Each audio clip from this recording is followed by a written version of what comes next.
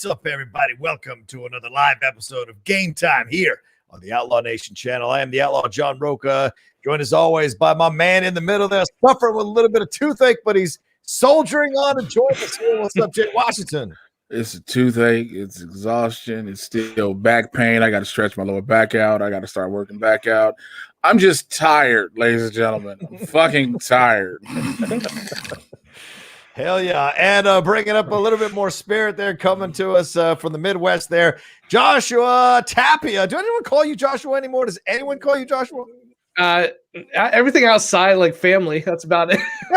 Everyone else calls me JT, especially, back in LA. But yeah, I'm waiting for the day like where Jay just passes out mid-show, and then we go viral. It's happened several times. Yeah, it'll go viral. It'll be all over the place. I think it's actually really good for the show.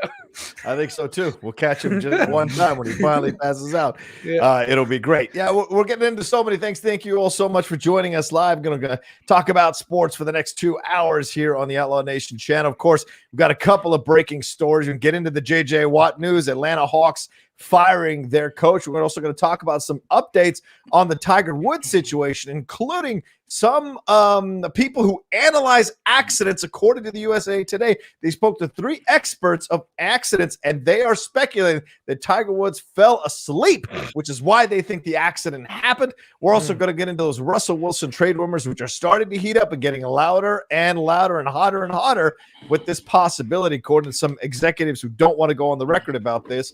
And we're going to get into a lot of NBA news and scores as well, and even give a tribute to the great Irv Cross, who passed away at the age of 81 years old. For those of you of a certain time, you know how important Irv Cross was as a groundbreaking sports analyst, as a commentator, working with Brent Musburger during the NFL Today on CBS in the 80s and 90s. He was so essential to breaking ground and having a black commentator on there, sadly passing away at the age of 81. We'll talk about that later on in the show. But first, I want to let you guys know the StreamLabs SuperChats, everything's open. So send in your comments, send in your stuff. Come on, get us some support here on the Outlaw Nation channel, so it keeps the lights on. But let's start off with the first story, and that is J.J. Watt. This one just kind of blew up this morning.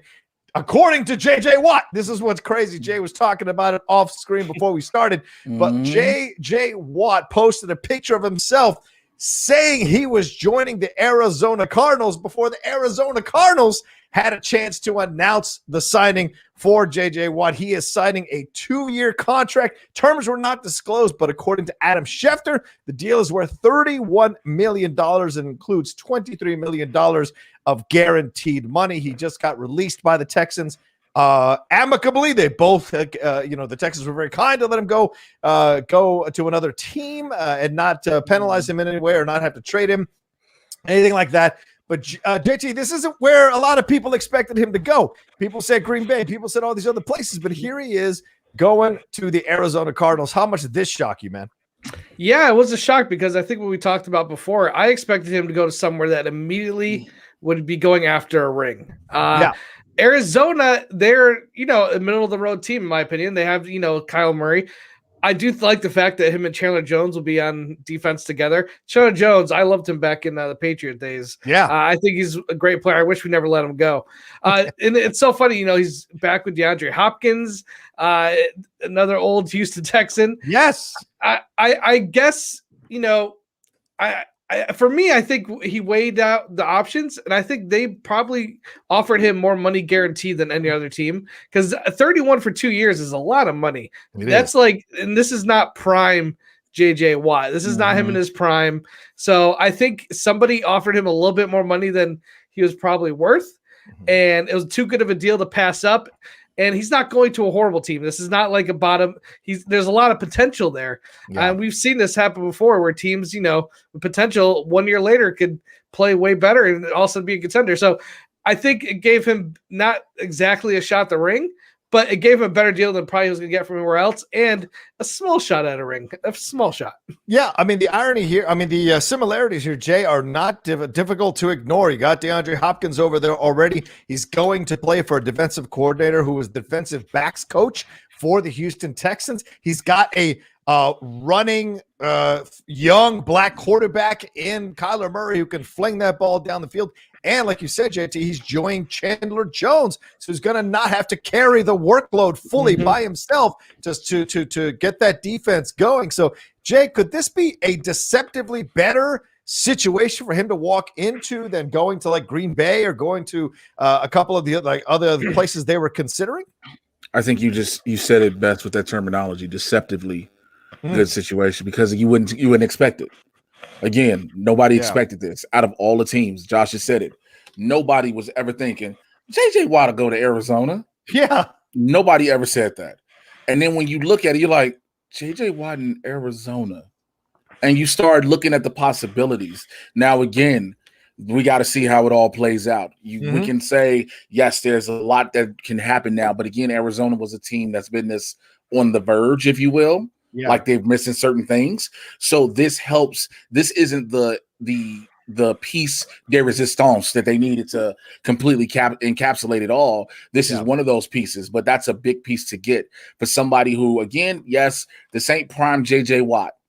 But if you're willing to get 31 mil, what is it, 31 mil? 31 million, 23 guaranteed. 23, you believe you finna give them something. Because JJ Watt is not one of those players that's just gonna cash out. Yeah, he's gonna give his all. So you're probably gonna get that. And again, let's just see you gotta just see how it plays out. Yeah, I mean, you look at it's cheaper to live. Way cheaper to live in Arizona. The state taxes and all of that's a great point, Jay, as well. You look since 2012, this is according to ESPN, nobody has more sacks than Chandler Jones and JJ Watt. Chandler Jones, 97 sacks. JJ Watt, 95.5. 1 sack ahead of Von Miller at this point. And in 2020, ranked 15th out of 119 pass rushers. 15th. So, yes, he's had some injuries, but the fact that he's bounced back from those injuries and gone to 5th and ranked 15th over this 2020 season, pretty incredible stuff. But JT and Jay, we'll go to you after this. JT, it's difficult to miss the comparisons. Also, this feels a little bit like Reggie White leaving Philadelphia, going to Green Bay, trying to help Brett Favre finally get that ring. Although Kyler's a little younger than Brett was. Remember that the Cardinals were one win away from making the playoffs last year. So is this not necessarily the piece de resistance as Jay was talking about, but is this like pushing them into a possibility of getting into a championship, a conference championship game, and maybe shocking the world by getting there? Well, I mean, at the end of the day, it helps. There's no doubt about it. You add J.J. Watt to your team. And to me, remember when Clowney was drafted and everyone thought Clowney and J.J. Watt on the same defense are going to they're going to tear people apart. Clowney had some issues with injuries. So did Watt. Yeah. I think with Chandler Jones and Watt healthy, playing a full season, that might be like, I think if you watched that Tampa Bay Super Bowl and you saw how, Mahomes is running for his life, they can bring that kind of defensive line and make every quarterback that they face uncomfortable and scrambling for their life. It shows it's a success to win. I think, again, with Hopkins and Kyle Murray, the offense can be explosive at times. I do think they need to get a few more weapons on that offense. Yeah. But, what helps the offense better than getting more tries by having a defense who could get the team off the field every couple of downs. Yeah. And that's what I was about to bring up. You look at this now, what you've done is you've put yourself in a good position coming this draft now. Because now you've also made it tempting to certain free agents to want to say to come to Arizona. Because now you're like, if you're a free agent, you're like, Arizona might, but I don't know. But then you hear Arizona's building a solid defense. If you're a free agent wide receiver, you're like, okay, all I got to do is my end of the ball because I know what Kyler Murray's out here trying to do, the defensive end. Or if you're a defensive player want to come in and play with J.J. Watt and Chandler, it works. Again, people forget the draft is coming up. With the draft, a lot of stuff is going to change. Again, J.J. Watt's locked in, but now Arizona has leverage to get people. Now when it comes to saying, all right, what's some of these other pieces we are going to need to get, and what are we going to have to give to get these pieces? Yeah, it's a great point. You wonder, like, how many people are looking at this now and all of a sudden veering towards Arizona? It only takes one person. Like I mentioned, Reggie White going to Green Bay, that woke a lot of people up and brought some more attention to Green Bay and got people on board with Green Bay. So maybe this is what happens here. And look, Kyler Murray is young. Kyler Murray's still figuring it out. Him and Cliff Kingsbury, the coach there, trying to put something together here. They came real close last year. There were spurts, runs of games where they looked damn good. You know, that game against Buffalo when we had Del Reed on here, he threw that Hail Mary and won the game. So there's possibilities, all kinds of possibilities for Arizona in this situation. And I think you're absolutely right, Jay. Free agents now have to look at Arizona and go, well, I'll take a 1-year contract, get a shot, or a couple-year contracts, see what we can do. You got a young, vibrant quarterback, got a strong defense, and you play with DeAndre Hopkins. If they can get themselves a decent running back, I know Kenyon Drake's all right, but they got to get themselves a stronger running back. Who knows? Yeah. What were you going to say, JT? No, I'm just agreeing with everything you guys are saying. The free agent aspect, you know, when you bring a player like J.J. Watt into the locker room, he's a leader. People want to learn from him. I think the price tag that Arizona paid might be a little high for 2 years. That's fair. But there's a positive, negative. Positive, he's healthy the whole time, and everything works out the way you hope it's going to work out. But again, the injury side is a gamble. But I guess Arizona got together and said, he's worth the gamble. Like you said, maybe even if he is on the field the whole time, he's there for the playoffs, or he attracts some other players to the team. But injuries is with anybody. That can come at any moment. No, I know he has it's on record of his injuries. Yeah, and I understand that. But it's like, again, you run that risk at any moment. You get a high profile player. Again, remember, everybody was like, we got OBJ. Cleveland was like, they thought they had OBJ, and then he gets hurt again, and you're like, well, what is this? OBJ. Right. So it's those type of things. And Jay, you can't deny having a veteran presence on the team can be important for that team overall as well. You know, JJ likes to lead by example. He is a guy that likes to be on the front lines, take the hits, working out, going. I mean, there have been so many articles written about how passionate he is and how dedicated and disciplined he is about working out all the time in the offseason, comes up with new ways to work out, ignores his family, like shuts him out while he's getting in game mode or getting ready to play. So that kind of approach to the game, when you're looking at a program like Arizona that's never won a Super Bowl, they've gotten there. Certainly that Pittsburgh game was incredible, Kurt Warner as their quarterback, but they've never gotten over the hump. Maybe this is someone who is going to push that team finally over the hump because of his experience. I know he's never been to a conference championship game, but he's got that drive and that determination and that calmness that you need when you want to get ready. So I think this is a great move by Arizona, surprising move by Arizona. But you got to ask yourself as we wrap up this side of the topic, what did the other teams not do right to attract J.J. Watt? How did Green Bay not attract J.J. Watt? Probably weather. Yeah, weather. You think it's weather? Okay. Look, sometimes that plays. You know, look. Sometimes we talk about. We can play. We always talk about playing for chips. And again, we said here on the show, go to Green Bay. You're home. You can play for a championship. Cool. But at the same time, you are playing in Green Bay, Wisconsin. Right, where you've been playing in Houston. The most you've had is torrential rain, and of course, this crazy winter. But you've had relatively decent weather.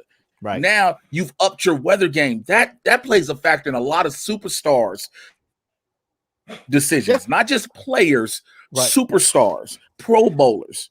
Yeah, Jay brings up an excellent point, JT. You look at Buffalo, Cleveland, Green Bay, even a little bit Kansas City. These are cold weather teams. When winter hits, maybe he felt he'd be in a better situation there in Arizona. I mean, he's from Wisconsin, so I feel like born and bred. To me, I think it's the money, because a lot of the reports I read were saying this was a lot more money they thought he was going to get. I think the health and will he be there for every single game? Maybe Arizona just had the cap space to be like, hey, let's take a shot. If you want a ring, this is not where I would advise him to go. Right. But like I said, I think maybe some of the other places like Green Bay just weren't willing to offer the same amount that Arizona. And like I said, it's the best of both worlds. You get a shot, you're not going to a horrible team, and you're getting like an extra $10 million. I mean, $10 million is a lot of money. If it's, who knows, maybe it was $5 million, but whatever it was, it's hard to say no to that. You know what I mean? Yeah, no, absolutely. And you look at the conference that the division that he's in here, he's going to be playing 49ers who've got an unstable quarterback situation themselves. Jimmy G or whoever's going to be back behind center. It's a tough situation to look at Chandler Parsons and JJ Watt. You look at the Rams, they got Jared Goff. If those two get a handle on Jared Rams Goff, the Rams, Stafford. I'm sorry, Stafford. Stafford, If the Rams get their hands on Matt Stafford, they're going to break that old man in half. If those Chandler Jones and JJ Watt, they will snap him like a twig. And then you look at the situation with Russell. Is Russell staying? He's not going. We're going to talk about it a little bit later. Whoever they bring in to replace Russell now, and Russell, of course, has been the issues with Russell. Him running around, trying to extend plays, throwing interceptions in those moments. It could happen more often than not with the terrible O-line they've given Russell for the last few years. Think about it. If you're Russell Wilson and you're looking at Chandler Parsons, J.J. Watt with a crappy O-line, how inclined are you to come back to Seattle now mentally? This could have waves within their division themselves about the decisions all these other teams are going to make for their teams, don't you think? Hey, man, wherever Sierra wants to go, I keep telling her with this Russell Wilson thing. Y'all game. Look at Carmelo decision when it came to Lala. Yeah. Lala was influential as to where he went. A lot of times these high-profile wives who are in the entertainment industry, who are moving around, who are making moves, they are pivotal in the decision of their husband's career, where it goes. Because again, Russell was drafted to Seattle. This is where his career started. He made all this blah, blah, blah. So when Sierra got with him, she already knew what it was. Now you have the option to leave. You are Russell Wilson. You are, regardless, you have not won, when you go into the MVP category in the beginning of the season, and then the rest of the season you taper off, but you're still Russell Wilson. Teams are going to throw whatever they need to throw to get you. And so now you're going to look at these market teams. Seattle is a market, but not a market that Sierra wants to be in. She said she doesn't like Seattle. She's from Atlanta. Yeah. Again, it's those small things people don't want to take into consideration. We always talk, we talk championships. We talk where the best fit for a player is. But when you're talking about players' families, it always depends on if a player has, I hate to say it, an ordinary wife. And when I say ordinary, meaning they're not in the spotlight. Right. That's when you look at it differently. Again, Tom Brady and Giselle. Giselle's a supermodel that can do whatever she wants to do whenever she wants. Yeah. Now Tom was like, we're done with Massachusetts. We're done with being cold. Let's go be warm. Yeah. It works. Yeah. Not a bad point, man, because Lala took Carmelo to New York, and apparently in 2018 there were reports that Russell had looked at the New York Giants because Sierra felt that it was better for a music career to go to New York. You can't discount that. You're absolutely right, Jay. That's part and parcel of being involved with someone who is also as famous as you are. So you might be right, JT. Maybe it was the money. Maybe it was the warm weather as well, Jay. So all those factors in. Either way, he's there. But I will say this, and this is something for me, and I can be crazy, but when a player announces it before the team announces it, that's a little self-important. And so I wonder how that rubbed Arizona a little bit, because Tom Brady didn't even announce he was going to Tampa Bay. I disagree with you with that. Here's the thing. Again, you have one of those people, JJ Watt is one of those people, I want to control the narrative. That's all it is. I don't think it's more than just, I don't think it's saying it's dismissing the team, because again, it could have broke anyway. The same deal is the deal regardless. It's just that I'm controlling this narrative. I don't want you to say sources are saying I'm your source. That's why he put the picture out and said your source, me. That's all this was. And of course, Arizona already was going to be cool with it. Because I'm pretty sure he didn't just go off all carte blanche and was like, source me, bitch. I'm at Arizona. He probably talked, he probably talked to the team and was like, I'm going to do this. Yeah, I'm sure it was approved by Arizona before he did that. Let's hope. But the other part of this too, and I think maybe this might be the reason why he took control of the narrative, Jay, as you mentioned here just a second ago, is because someone apparently created a fake profile of him on the Peloton app. And people were starting to follow it, and the person was scheduling these rides and mentioning certain cities like Green Bay or Tennessee. Wow. And apparently JJ Watt got wind of it today or last night, and tweeted out, guys, I don't even own a bike. Cut it out. So it was that kind of thing. So maybe he wanted to jump in front of that narrative for sure. Well, let us know what you all think. I mean, let us know send in some StreamLabs super chats. Do you think this is the right idea for JJ Watt? Do you think this is a good move? What do you see from Arizona now? Kyler Murray's contract, I think, is up after next year. So is Arizona putting everything in the middle to see what they've got with Kyler, giving him a good defense, giving him a good receiver, DeAndre Hopkins? Yeah, Kenyon Drake's fine, but maybe they'll find a better running back out there as well and see what they've got in Kyler. And if Kyler still can't get it done, then at that point you start looking around the league and seeing what's out there. So who knows? And any chances that Deshaun Watson swings a Deshaun Watson for Kyler Murray trade with the Cardinals and they just move the whole team over to Arizona? Houston wants everybody. Houston is like this. If you take him, every Pro Bowler you have on your team needs to come here. That is literally how Houston is treating this Deshaun Watson trade. Like if you want him, every Pro Bowler, and we want a bunch of, not these conditionals, we want your draft picks. Houston is making teams give up everybody for dude, and it's so fucked up. I get your in one instance is saying this is the value of Deshaun Watson. This is how much he is worth, but at the same time, you're like, we never letting him go. We shall see. All right, let's move on to our next story here. This is a quick one from the NBA. We'll circle back to the NBA a little bit later on in the show. JT texted me this story here. The Atlanta Hawks have fired Lloyd Pierce, who was their head coach for the last 2 and some months, years.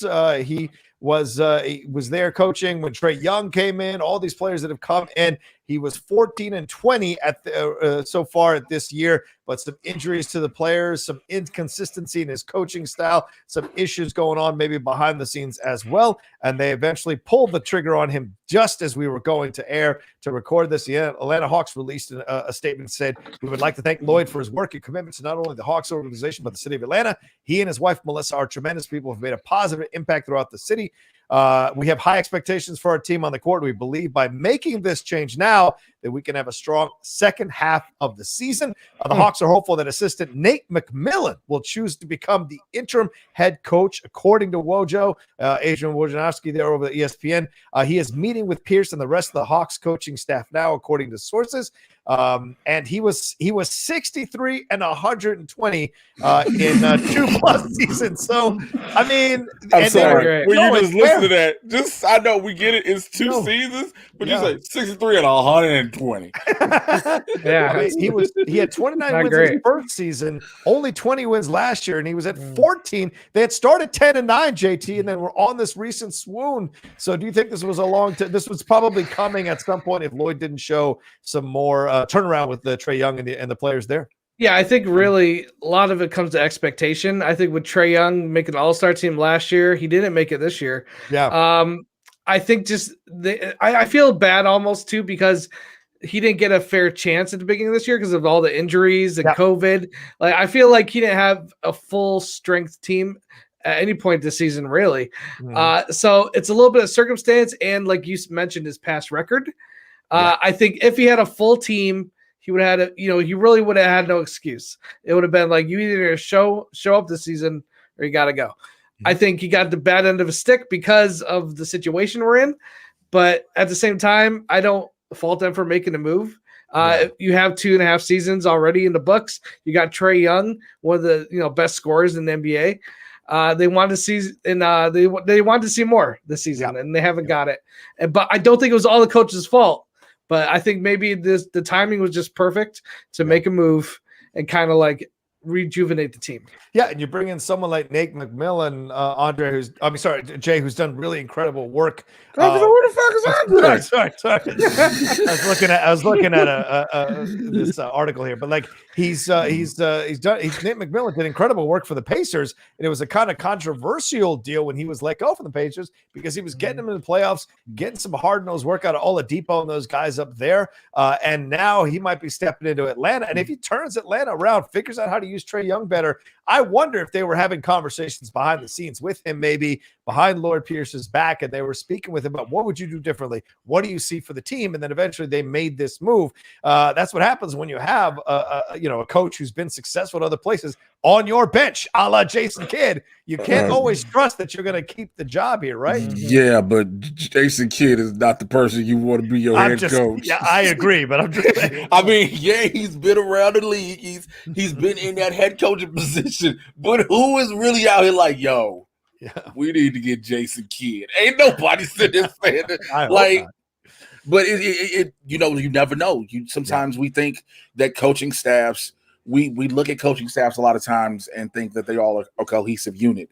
And you don't understand. Sometimes there may be an assistant coach who has the aspiration of taking that job. And again, if the front office is like, so look, hey, let me ask you a question. What you going to do different? And if they're like, well, we would run this, blah, blah, blah, then you're like, okay. And then say, hey, let's maybe try to acquire some more pieces. Again, the Trae Young is one person. Young is one person. He's just star, but he's one person. You're going to need some more help. Well, I mean, John Collins has been playing well. He had 35 points the other night. They just can't seem to get the other players on the same page over the last few games. And certainly that's been the run over the last 2 years with Lloyd Pierce. And he's a black coach. If there's one league that has black coaches, it is the NBA, but you imagine he'll fall into another situation that's good for him as an assistant. He was an assistant with the Cleveland Cavaliers for 3 years, then went to Golden State for a year, then Memphis Grizzlies for 2 years, then at Philadelphia for 5 years as an assistant, and been here obviously for 2+ years with the Atlanta Hawks. That being said, another thing to throw in here is he was a teammate of Steve Nash at Santa Clara in college. So how ironic. Shouldn't have a job either. Yeah, and here's Nash leading these Brooklyn Nets quietly. No one's even talking to Nash about his like style or his techniques or his philosophies. They're all focusing on those big three sticking out. So it could be interesting if Nash brings Lloyd Pierce over to the Brooklyn Nets to be an assistant coach for him. Don't be surprised if that happens as well. But, wish him well. It always sucks when you lose a job in the NBA. You want to see if you can put your philosophies in motion, but sometimes you just can't, depending on injuries or the players not responding to you. Just want to say this real quick. One thing you can always count on, and you kind of hinted on it to move forward. We will never have to, we will worry about it, but overall, you will hear of a black coach having a job in the NBA. Overall. Overall. Again, there's no reason still Steve Nash, and I don't give a shit what Brooklyn's record is. That is the Nets players, not Steve Nash. There is a big difference, okay? That is, you can see a team, you're like, yo, that's a well-coached team. That's a team that's the coach is doing a great job. Right. You look at that's Kyrie James Harden to them. Steve Nash don't deserve no dick. He's the Barry Switzer of that situation. We got this. We're going to take it. They're like, we're okay. Because Scuba brings up an extreme point. Trae Young isn't the guy I want leading my team. Dude can't guard anybody. Inefficient score. Stutters the offense by taking bad shots. Dudes get frustrated playing with him. I get that, but that's why you got to have a coach who gets through to a guy like that and break his patterns, break his tendencies so he can become a better player. That's what a coach is supposed to do. If he's constantly acquiescing to the star who's making those kinds of mistakes, it's not going to work out in the end for the coach because they ain't going to fire the player. That's for damn sure in a situation like this. And they brought in Rondo this year. And from what I heard, the reason they brought Rondo in was to kind of teach Trae Young how to be more of a point guard and not a shoot first kind of player. And I guess Rondo also says he wants to coach one day once he's out of the league as a player. So I think it's interesting for him to be there as a mentor to Trae Young. Yeah. And Trae Young, like, he'll just pull up from way behind the arc sometimes. But he's really skilled, but I think he just needs to. And I heard this on another radio show, so I'm not going to take credit for it, but they say Kyrie Irving, they believe he's a better player when he's not the point guard. When he's like your second option, he's somebody that can take over the game and attack, but he's not really the guy you want controlling the offense with the ball. I think the 1A. Yeah, I think Trae Young could be that guy. He doesn't need to be the point guard. He could be a shooting guard or a small forward and just be there as a reserve to take over the game when need be, and give it to somebody else who's better at just facilitating. Because he could learn that. He's young, he could get better at that, but I think he has a shoot first mentality. Yeah, and the ego of some of these players, man, they want to be the man on their team, and so you see that, and maybe Trae Young is wanting to be that, but maybe you're right, JT. Maybe bringing in a facilitator helps Trae Young's game go to the next level, as we're seeing happen. I mean, Jamal Murray. There are comparisons to Jamal Murray and Trae Young. Jamal is making that leap over there at Denver, so there's a difference. But also, here's the issue too. But then it's better coached. Yeah, but it will play. This can also play into what Draymond says. Remember that? Remember the context of the conversation we had, I think it was last week or week before last, about how when you start talking about players and they're moving around and it messes with their psyche. So now we're having this discussion about the Hawks firing their coach. We're talking about it falling on Trae Young's shoulders. Fans are talking about it. Other sports outlets will start talking about it. Then you start saying, okay, what you just said, Josh, maybe we need to bring somebody in to help facilitate with him. So now this is Trae Young. We again going off of Draymond Green's comments, being a player in the league. So now, will that step up Trae's game, or will it mess up Trae's game? Yeah.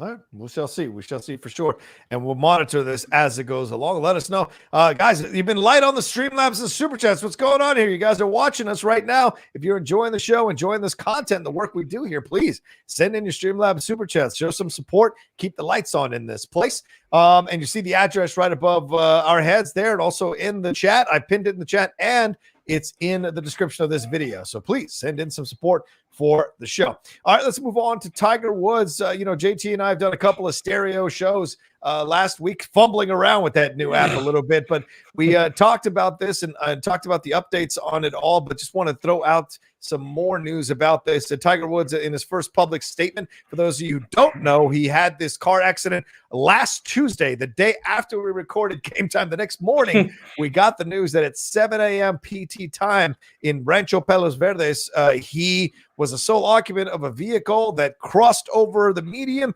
hit the curb, and then went rolling down the hill, causing him to have multiple breaks in his legs. And they did an emergency surgery here. A lot of people speculating he would have lost his leg if he was going any faster. He was going about 45 to 50 is what they're estimating here. And they did emergency surgery on him. They moved him to Cedars-Sinai. He's apparently recovering and getting better, and released a statement to all the people who at the tournament over the weekend who wore the red polo shirts and the black pants in honor of him. He said, "It is hard to explain how touching today was when I turned on the TV and saw all the red shirts. To every golfer and every fan, you are truly helping me get through this tough time." That was at the WGC Workday Championship. That's what happened over the weekend. Rory McIlroy, Patrick Reed, and others wore those outfits to give love to Tiger Woods. Now, I'm sure all of you know about the accident who are watching, and Jay and JT certainly know about it as well. But I'm going to throw this out there. Jay, I go to you first on this. I was reading the USA Today, and this is why I put this in here. They spoke to 3 experts who analyze car accidents and analyze accidents that occur on the road and looked at that strip of road, and they are speculating that Tiger most likely either fell asleep, was texting, or was changing the channel on his radio when he lost control of the car because of the fact that the car there are no skid marks on the road pertaining to him turning or trying to stop. He went right over the straight and then tumbled over the hill there in the car. So I'm sorry, I didn't mean to laugh because it sounds so cartoonish. It wasn't no skid marks. It just went wee. Yeah, he didn't hit the brakes at all. That's suspect. They're saying he didn't hit the brakes until he actually went over the median onto the hill, which is why he broke his leg, because he was hitting the brakes so hard as he was tumbling over. So, yeah, insane. Talk to me about this, Jay. What's your feelings? But do you think this is him falling asleep at 7 a.m. in the morning, or maybe texting somebody and got into this situation? And what a terrible tragedy to happen here for him, because it could mean the end of his golf career. Yeah, I mean, all jokes aside, it is the fact that we do pretty much assume that it's the end of his golf career. Yeah. But I mean, he has come back from back surgery rehabbing, and that in itself is strenuous, especially playing golf. Yeah. But for people that all their job is to analyze traffic accidents and to say the only way that this has happened is that you had to been distracted. because again, not to see any skid marks. I just need to know. I would more so go. I wouldn't assume that he was asleep at the wheel because again, 7 a.m. by this time we're coming out from the, further west side of the valley, Calabasas, all that. Yeah. Traffic is moving now. Traffic is moving, so you're up. You got to be alert to this traffic. Like at that point, let's just be honest. He's going to work with Drew Brees at the time, so you're up. You're ready to do what you had to do. Right. Changing the station on your car, that sounds like unless your dial and your radio is way far down and you're completely engaged in that, this sounds like the issue. This seems like what happened. You did this, and then you were not paying attention, and then you just veered. That sounds more like it. Mm-hmm. Jonathan Tierney, JT, is a consultant who provides car accident analysis as an expert witness in court cases, and he's a former police detective as well. He said to me, this is like a classic case of falling asleep behind the wheel because the road curves and his vehicle goes straight. It's a drift off the road, almost like he was either unconscious, suffering from a medical episode, or fell asleep and didn't wake up until he was off the road, and that's where the brake application came in. What's your thoughts on this? Yeah, this is all speculation. Right. I feel like we'll never know. Tiger and his lawyers, they got him. They know, tell him what to say, what not to say. Don't answer any questions. I just feel like it's one of those things we'll never fully know unless he admits it 20 years from now in some, memoir. He's like, I actually did go off. I was looking at something. Texting one of my ladies again. Yeah. No. So to me, I think the fact that there was no brake marks, he wasn't paying attention. Yeah. I don't think he was falling asleep, only maybe because they said he sped out of the hotel, out of hell. Yeah. So it sounds like he was awake. He was going to me. He was running late. Yeah. If you're stuck in traffic, that's when I start getting a little sleepy because I'm just crawling. But when I'm cruising down, I just don't feel like that's quite at the point where he's going to be dozing off. He's not going a straight arrow in a highway where you're just not moving at all. He was going through hills, right? So it's hard for me to imagine that he fell asleep. If anything, he probably looked at his phone, was trying to, I don't buy the dial because that guy's got enough money where he just has to talk and his car does whatever he wants. I mean, he has Bluetooth and all that. Yeah, if it's on, or if anything, the controls are on the steering wheel. So I don't buy him looking at a radio. That was maybe it was the 1990s. And the whole thing with the shirts, that's cute. Yeah. But I mean, if they really want to honor him, they should have went to a TGI Fridays and hit on a waitress. Oh, come on! They should all go to TGI or Chili's and hit on a waitress. That's how they should really give a nod to him. I was waiting until JT figured out game time, and he just did. He figured out game time. This ain't Sports Center, ladies and gentlemen. Well, I mean, also, I feel like with this documentary with Tiger telling, you remember on Chappelle's show with Rick James, when Rick was like, I never just did shit because of cocaine, just me doing them. I never put my feet on Charlie Murphy's couch. Yeah, I remember putting my feet on Charlie Murphy's couch. Tiger gonna be like, man, I never just texted around and drove and shit like that when I was being irresponsible. Yeah, I was texting and driving. This is I love what the chat's pointing out. How do you not have a driver? How do you not have someone driving you to these kinds of situations? That's a fair point. Maybe Tiger likes the perks because they were letting him use that as a Universe car. It's a 6,000-pound car, by the way, not your normal 3,000 to 3,500 pound car. It was a large car that he was in. The analysts also speculate that it did not go over and over and over. It probably tumbled once or twice. It wasn't because it's such a huge car. It wouldn't go over that many times at a short amount of distance that it was from where it landed. Also, if he had been going faster, they're speculating also that he wasn't going as fast as some of the sheriff's offices have been saying. Members of the sheriff's office have been saying they speculate that if he was going 60 to 65, he'd most likely have had his leg chopped off. If he was going 80, he'd be dead. And so they think he was probably going about 40 to 45, which is why he was able to survive. Because when he hit that pole, it would have absolutely decimated him if he was going 80 miles per hour. He would have been dead. Imagine the news if his legs were chopped off. Oh, his right leg. That's what apparently they said. If they hadn't gotten to him when they did and acted as well as they did, they would have absolutely amputated his right leg. Can you imagine being the first person pulling over to see Tiger? crawling out of the car with no legs. It would have been like Anakin. It would have been like Anakin down there. No, it didn't happen. It didn't happen, but that's what it would have been like. You were the chosen one, Phil Nicholson. That's so terrible. That's so terrible. Yeah, but somebody would have been like this. It'd have been somebody with their phone like, TMZ, I don't believe what I got, y'all. Look, they be like, you see Tiger right here? Yeah. Here's his leg. What? Oh, what? You're not doctoring that? No, that's real. That's real. I hate you. That's crazy. Well, thankfully that didn't happen, and right. He's going to make a full recovery, but it sounds like it's going to take a few years. Stephen King tweeted about it because Stephen King said, because Stephen King was in that horrible accident. Yeah, Stephen King was in that horrible accident, and he said, Tiger will eventually be back to 100%, but it's going to take years of hard work. I know personally. And I was like, oh, well, that's somebody who went through a similar thing. Yeah. So that's true. He was hit from behind as he was walking home. So yeah, you're right. It's going to take some time to get over it. Yeah. Rami Hashish, who's the principal at the National Biomechanics Institute, which analyzes the causes of accidents. He said that Tiger Woods had a very delayed response. And it was suggesting he wasn't paying any attention at all, and that's the thing they're looking. And he's also, a lot of these experts too are a little upset at the sheriff's office saying all these things happened about the accident that it's been over and over when they hadn't even finished their investigation. So they're kind of speculating a little bit. Yeah, it was definitely speculation. But the sheriff's office is in tandem with Tiger Woods' people to kind of cover up some stuff. But they had every reporter in the world asking them the same question 20 times. They were just trying to give him something like, this guy might have been drinking alcohol, looking at Playboy magazines, going 80 miles an hour. They were just trying to give him stuff. Right. They were trying to give, because again, for some reason, for that 3-hour span, the world focused solely on Tiger Woods rolled over. Yeah, and these police officers answering as much as they could. These motherfuckers like, look, as of right now, he alive. What the fuck more do you want? Okay.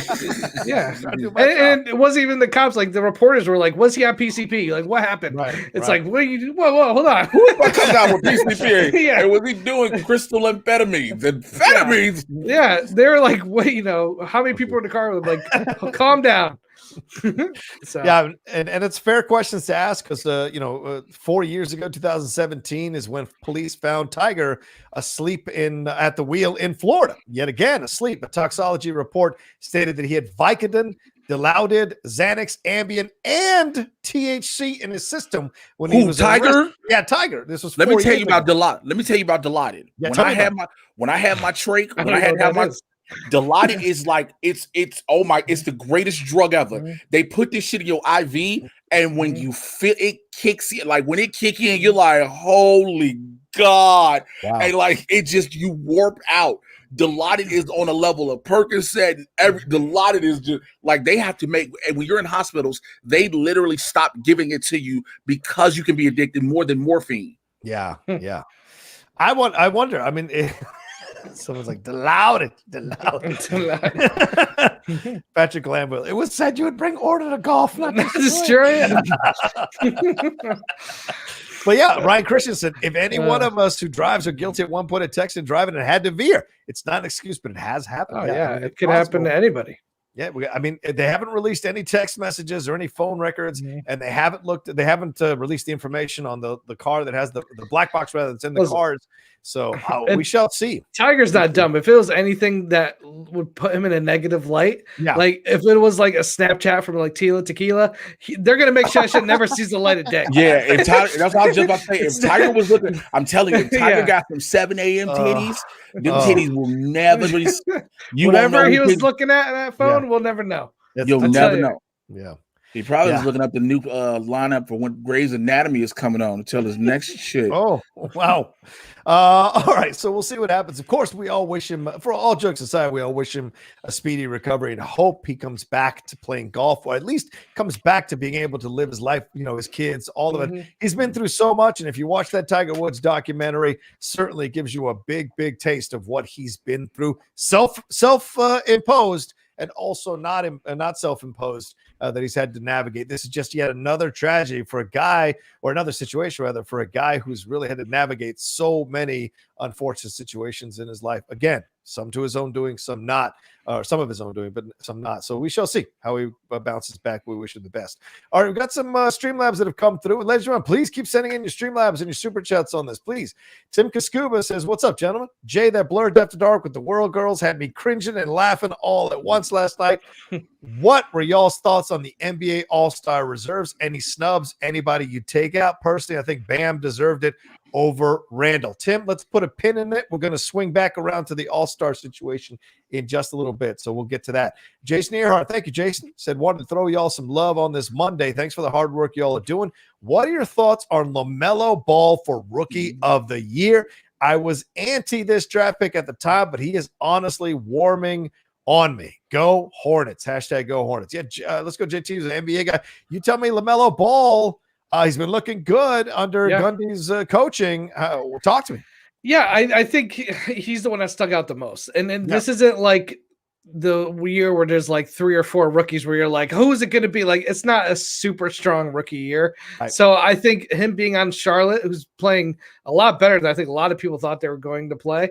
And he's starting right out of the gate. So is he starting or is he coming off the bench? No, he's starting, right? He's starting. Yeah, he is starting. So to have that kind of, minutes and to impress, and he's a ball. So he's going to get a little more attention than some of these other rookies.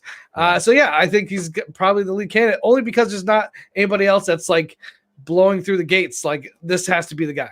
Yeah, I think so too. He's been playing really well, and shout out to James Borrego, who's the first Latino coach ever in the NBA. He is the coach of the Charlotte Hornets. So to see as a head coach, so it's great to see him getting some love for the work he's doing with LaMelo Ball. I don't know where are they at right now. What are they standings at for Charlotte right now? Are they close? Oh yeah, they're in 8th place. 16 and 17. That's not too bad.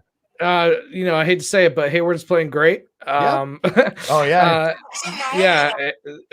Boston Celtic, and they just have good chemistry and they have a good team. Yeah, and they had that incredible win last night against the Kings when they were down 8 points with 30 seconds left or something like that, and they came back and actually won the game thanks to Malik Monk and what he was able to do for sure. All right, we got one more Streamlab that came through from Pratt Granville. He said, thoughts on Eyes of Texas issue at the University of Texas. Did you guys hear about this at all? No, I did not.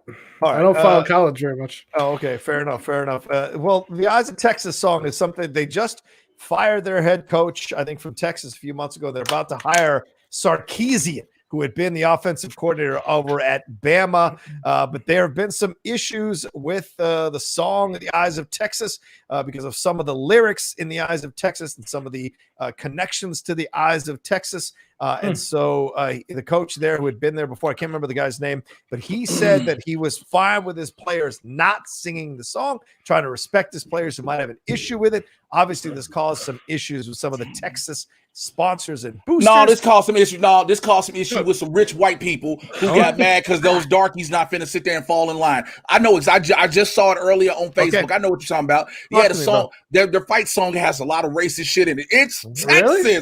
It's Texas. So now I'm not saying all Texans are racist, but Texas, you already know your state. Let's keep it a buck here. So he was like, the coach was like, yo, my players are like, yo, this ain't cool. And then you got these donors. Well, if I know what's good, where's the money? It's all white alumni who were like basically trying to say these niggas need to know their place. It's the same shit with the NFL when black players were kneeling. Let's just call it what it is. Okay, that's fair.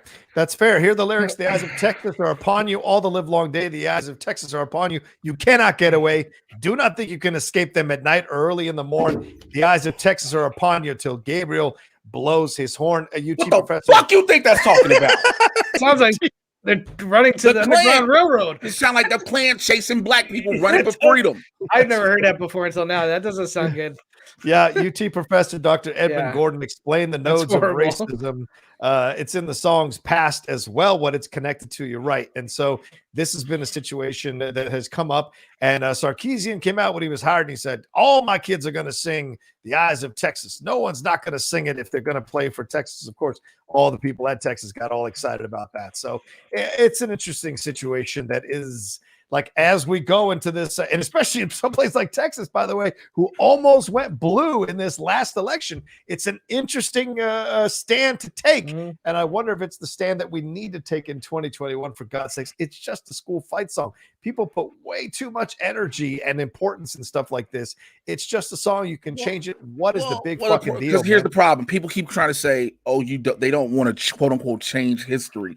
You don't want to eliminate history. Nobody's eliminate. You can't eliminate the history. First of all, let's just do this real quick, ladies and gentlemen. Please go ahead. America has never owned up to its biggest atrocity ever. You know why I know it never owned up to it? Because it always keeps trying to say we've moved past it. No, you've never owned up to it. Every southern state is a part of America's biggest atrocity. Now, this does not exclude other states as well, even some northern states. Again, Illinois is a red state, only blue because of Chicago. So this country has never acknowledged it. And so what it is people like, let's just sweep this shit under the rug. We are not Germany, where the fact that if you mention Nazis, you mention Hitler, you can be arrested. That's how much they hate it. But guess what? They try to be like, nothing happened, but they have no choice but to acknowledge it. America has never acknowledged it. So it stays predicated in these fight songs, where these fight songs are literally chants of war, not against the school, because it was so easy to use niggers and coloreds and all this in those lyrics. Yeah, I always hated the line, "Oh, that was the past, let's move on." You need to shine a light on it as bright as possible, so it's never repeated. You have to learn from your mistakes. And, if you push something into the dark, it fades away. No, you should shine a light on it so everyone knows going forward about I hate that excuse. And anything even has a hint of racism should be thrown out. I don't care if it's a song, a flag, whatever the hell it is.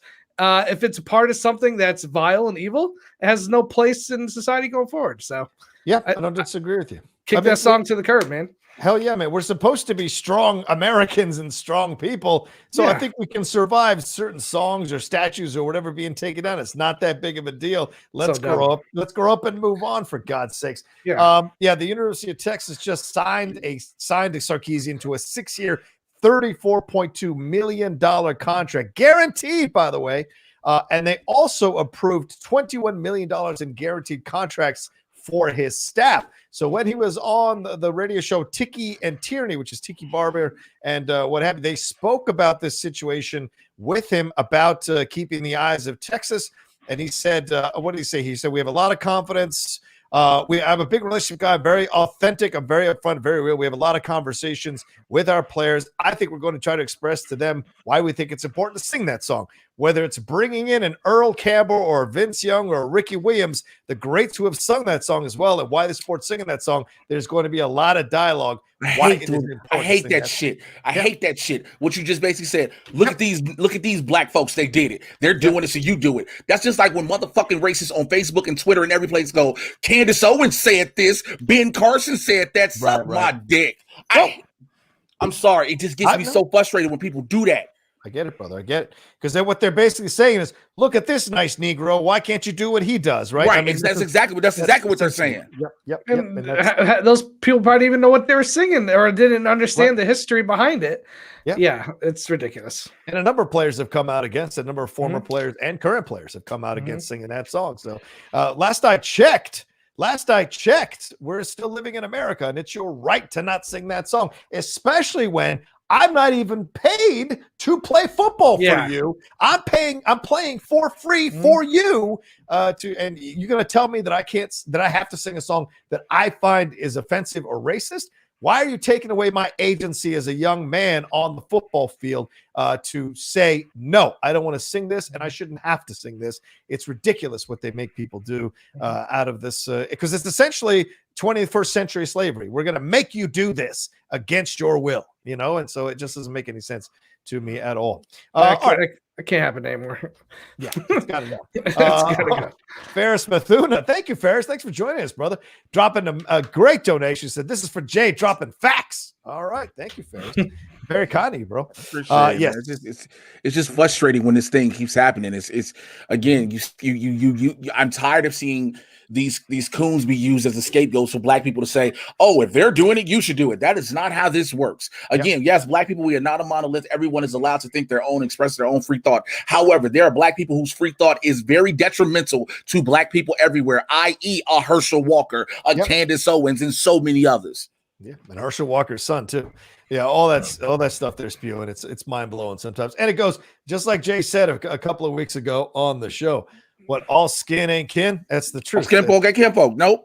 Yep. It's on the Latino side as well. Trust me. Mr. Goya over there at the CPOC convention over the weekend talking about how Trump is still the president and it's been an election fraud. It's all that bullshit you have to deal with, or Ted Cruz, for God's sakes. I'm gonna need every media outlet. I'm gonna need every media outlet. Really, I know everybody's not gonna see this. I know they're not, and I know if you're on YouTube, and this goes with us too. I need people to stop giving a fuck about what they say. Mm-hmm. And here's why I mean that. Let them talk. Stop giving them a platform and reposting it. Oh, Trump said this. Stop you're doing what he got banned on Twitter for a reason. But because he says something, you all feel like you need to retweet the article that says what he says, or everybody else. Stop it. Agreed. Let them speak into the ether. Like, treat them like you mute people on Twitter. I wish what you said would happen, but it's just not going to happen. Not in today's day and age. Although I will say, JT, not a lot of people covered that speech of his last night. So thank God. Well, listen, I've been on Twitter all day. Not much has come out about it. Well, him being president just magnified everything he did. True. So thankfully, now that he's out, he's still gonna get attention. But I've noticed since he's been out of office, the amount of just garbage on my Twitter and online has definitely reduced. To when he was in office, and every single day it was an onslaught of stupidity. So thank God it's just reduced to the point it is at. It's something. Exactly. All right, we're going back to sports. I saw we lost like 9 people watching us. Oh well. We're back to sports here, and let's talk a little bit of Russell Wilson news. And thank you everybody for the StreamLabs. Keep sending them in. You see the address there above Jay's head. You see it in the description, and I pinned it to the chat. So please keep sending in your support for the things that we're saying. And hell, tell people the show is on right now so we can replace those 9 viewers real quick. All right, let's move on to Russell Wilson. The trade rumors starting to heat up here. There's a number of outlets who are dropping stories on this. The Athletic dropped a really great, incisive story about what is happening here between Russell Wilson, where the genesis of this division or this rift between him and the Seahawks is happening. JT and I did a stereo episode on this where we talked about it, and it's apparently about the fact that Russell wants to have an offense that's more aggressive, that he can throw more, that he can wing it out there, where Pete Carroll wants a more even, balanced offense, more running, less throwing, all of that. And this has been an issue they've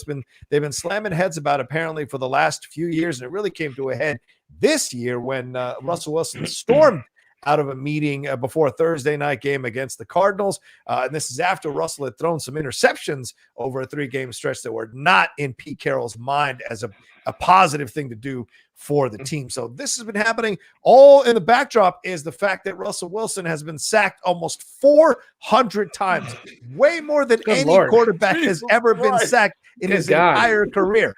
And he's had to play quarterback and be as successful as he has with an absolutely crap offensive line for numerous years. I mean, the year he won the MVP, the O-line was ranked 5th from the bottom. And the year he took him to the I think the title, to the Super Bowl title, they were last on ranked in the O-line in terms of protection and what have you. So this is where you start to look at this. And Russell isn't out of the realm of blame here either. He wings that ball around, he extends plays, he throws bad interceptions, but maybe you would have to extend plays if you had a damn good O-line that kept him in the pocket. He could feel comfortable. So JT, we're seeing all of this, and then we're seeing these names that popped up: Dallas Cowboys, New Orleans Saints, Vegas, the Las Vegas Raiders, and the Chicago Bears. So there are a number of places that are saying this is possible. I was looking at some of these deals. Do you think this is all possible? Because ESPN said a lot of sources in the NFL side, the executive side, are saying this is going to happen sooner rather than later. Do you think it's possible? Obviously, anything's possible in the NFL. My question is, the article, does it sound like his riff is more between him and Pete Carroll or the organization as a whole? It sounds like him and Pete Carroll. It sounds like him and Pete Carroll. Let me tell you, if I'm the owner of the Seattle Seahawks and said, we either got to get rid of Pete Carroll or Russell Wilson, goodbye, Pete Carroll. You got us a chip. Yeah. You lost one. You know, he's getting up there in age. Let's bring in a new young quarterback with maybe a more offensive mind. Yeah. And let's keep one of the top 5 best quarterbacks in the NFL. Again, I've said this every week. Nothing is more important in NFL than a quarterback. And you're not just losing average to good quarterback. You're losing one of the best quarterbacks in the game, hands down. The fact he throws interceptions. Of course, every quarterback does. But his knowledge of the game, there's nothing he does bad in my book. He's accurate. He can throw the deep ball. He can run with the ball. He's an all-around package. Yeah, he might not have the speed of like Murray or Mahomes or obviously Lamar Jackson, but he has everything you would want in a quarterback in today's day and age for an offense. He can do it all. Yeah. And I get him wanting to maybe press the ball more. I mean, you got Metcalf there. That dude's he's a beast. Yeah. He can throw the ball. If it comes down to I'm Pete Carroll and I want a more balanced run first defense, I mean, if that's the head coach, he has every right to have that kind of balance. To me, what opens up the passing game? A good running game. Yeah. So you have to have a balance. So it really comes down to me. The quarterback and the coach are getting along. Mm-hmm. If you had to make a move, I would move the coach. I'm not going to lose Russell Wilson for any reason whatsoever. Yeah. What do you think, Jay? I mean, I agree. Yeah, go ahead. Sorry, go ahead. I'm sorry, no worries. I agree. If I have to choose, if I'm the Seattle Seahawks front office, I'm the owner, I'm the football operations, all this, and I look and I have to weigh my options. Do I lose Russell Wilson, where the only thing I really need to do is get a coach he can go with and a solid O-line, or get rid of Pete Carroll? Bye, Pete. Yeah. Because I lose Russell. You know what fuck around and happen? Russell goes to another team, they win a Super Bowl over us. Potentially. I mean, granted, we know that the Raiders and the Bears and most of them are NFC teams, but in general, the potential for him winning a Super Bowl over us can happen. Yeah. So I would try to levy that as much as possible to not happen. I'm getting rid of Pete Carroll. You will get another job. You'll be good. Okay. You did what you need to do, but now people already have these things about you, but you do whatever you can to keep Russell. But the problem is, again, goes back to earlier. If that riff has already been severed that bad, and now his wife is in his ear with the things of her wanting to leave, it's easier for him to want to step out the door being Russell. Yeah. And now you have to have Seattle convince him to stay, more than saying anything else. Yeah, well, looking at the Ringer broke down some of these possible how this could happen if he went to the Cowboys, and a lot of people say it's not going to happen because they're definitely going to sign Dak. But the way they could do this with the Cowboys is the Cowboys would receive Russell Wilson in a 2021 second-round pick. The Seahawks would get Prescott, a 2021 third-round pick, and a 2022 second-round pick. If he went to the Raiders, which is another team, the Raiders would just get Russell Wilson, but the Seahawks would get Derek Carr, a 2021 first-round pick, 2021 second-round pick, 2022 first-round pick, 2022 second-round pick, and a 2023 third-round pick for one guy. That's six things. That's why I counted when you were doing it. That's 6 things, not for Russell Wilson. Not for Russell Wilson. If the Bears want to do it, now, Jay, you might be interested in this. The Bears would get Russell Wilson and a 2022 third-round pick. The Seahawks would get defensive tackle Akeem Hicks, tight end Jimmy Graham, quarterback Nick Foles, a 2021 first-rounder, a 2022 first-round pick, a 2022 fourth-round pick, and a 2023 first-round pick just to be able to get Russell Wilson. Bye. You didn't say Roquan Smith. Akeem Hicks hurts. Akeem Hicks hurts, but Roquan Smith, and you didn't say Khalil Mack. Nope. I don't care. You said Jimmy Graham. He can go. Jimmy Graham can go, yeah. He can go. That is a package that as a Bear. Look, I know I just said, well, you just said that 6 sounds too much for Oakland, but what he just literally said for Chicago is not a detrimental thing.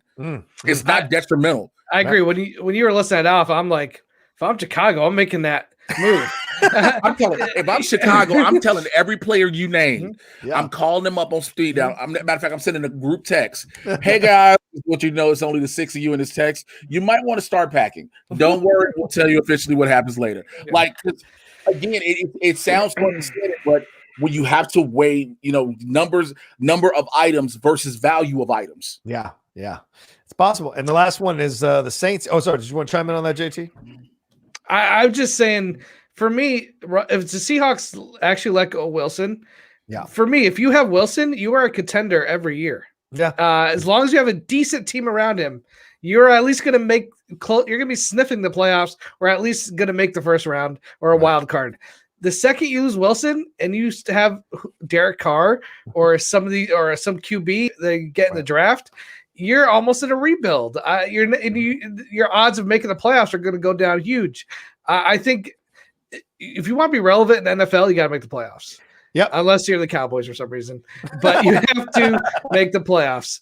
And I think you just can't let go of Russell Wilson. I mean, you'd have to give away so much, and I still don't know if it'd be worth to get rid of him. Yeah. Right now, if they let go of Wilson or trade him before June 1st, he is $39 million. He'll count $39 million in dead cap space.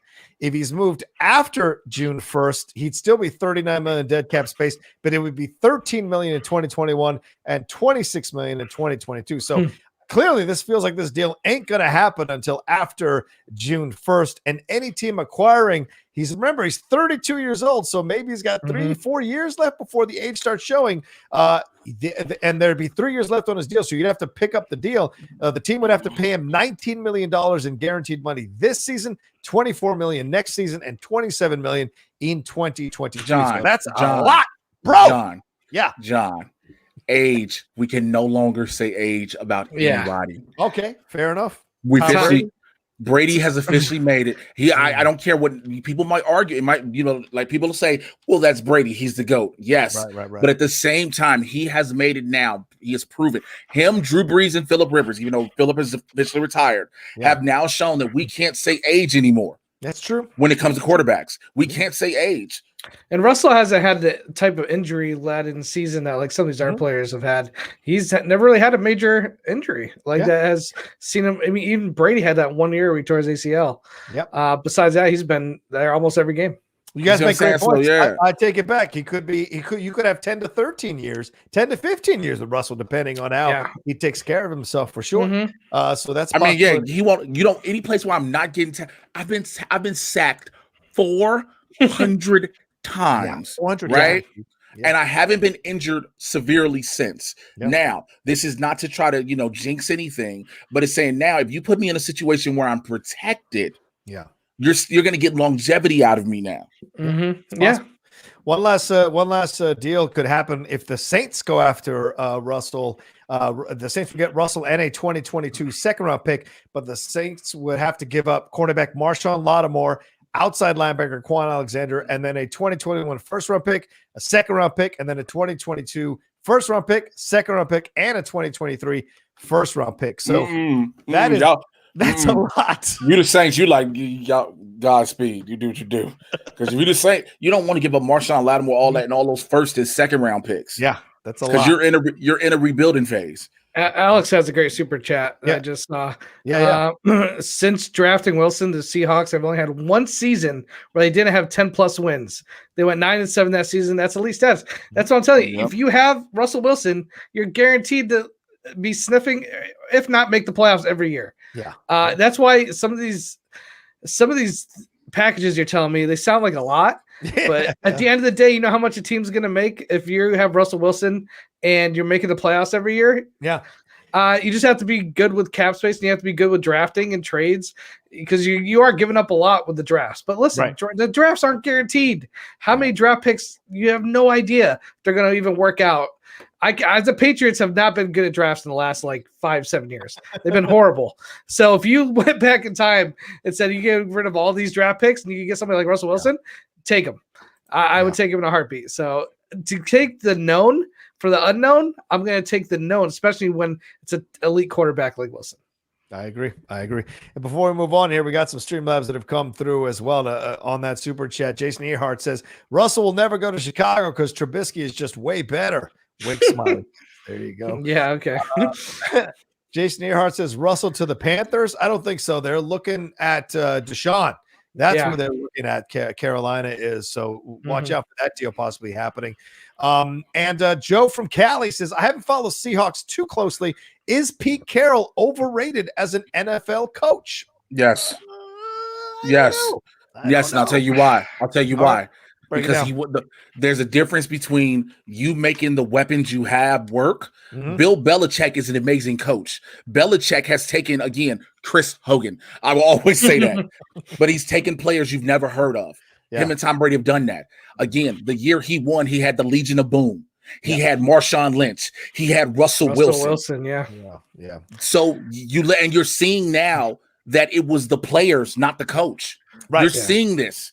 Yeah. It was the players, not the coach. And if Wilson leaves, I think you're really going to see what kind of coach he is, because I think Wilson, a great quarterback, makes up for a lot of, bad things on a team. Yeah.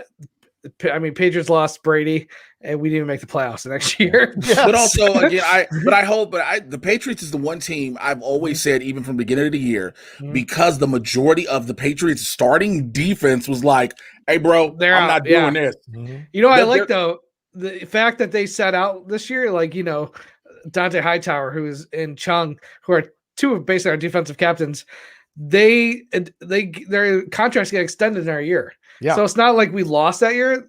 They didn't play, but we still get them for an extra year, which I'm happy about, because imagine having those players and just losing a year availability. At least it gets pushed backwards for a year. Right, that's what I'm saying. Playoffs. Yeah. And that's the thing. I'm like, you look at it like that when it comes to the Patriots, like, they weren't, granted, everybody's like, well, COVID affected everybody. This is true. I get this. But when you have the majority of your nucleus of your team is like, nah, bro, I'm good.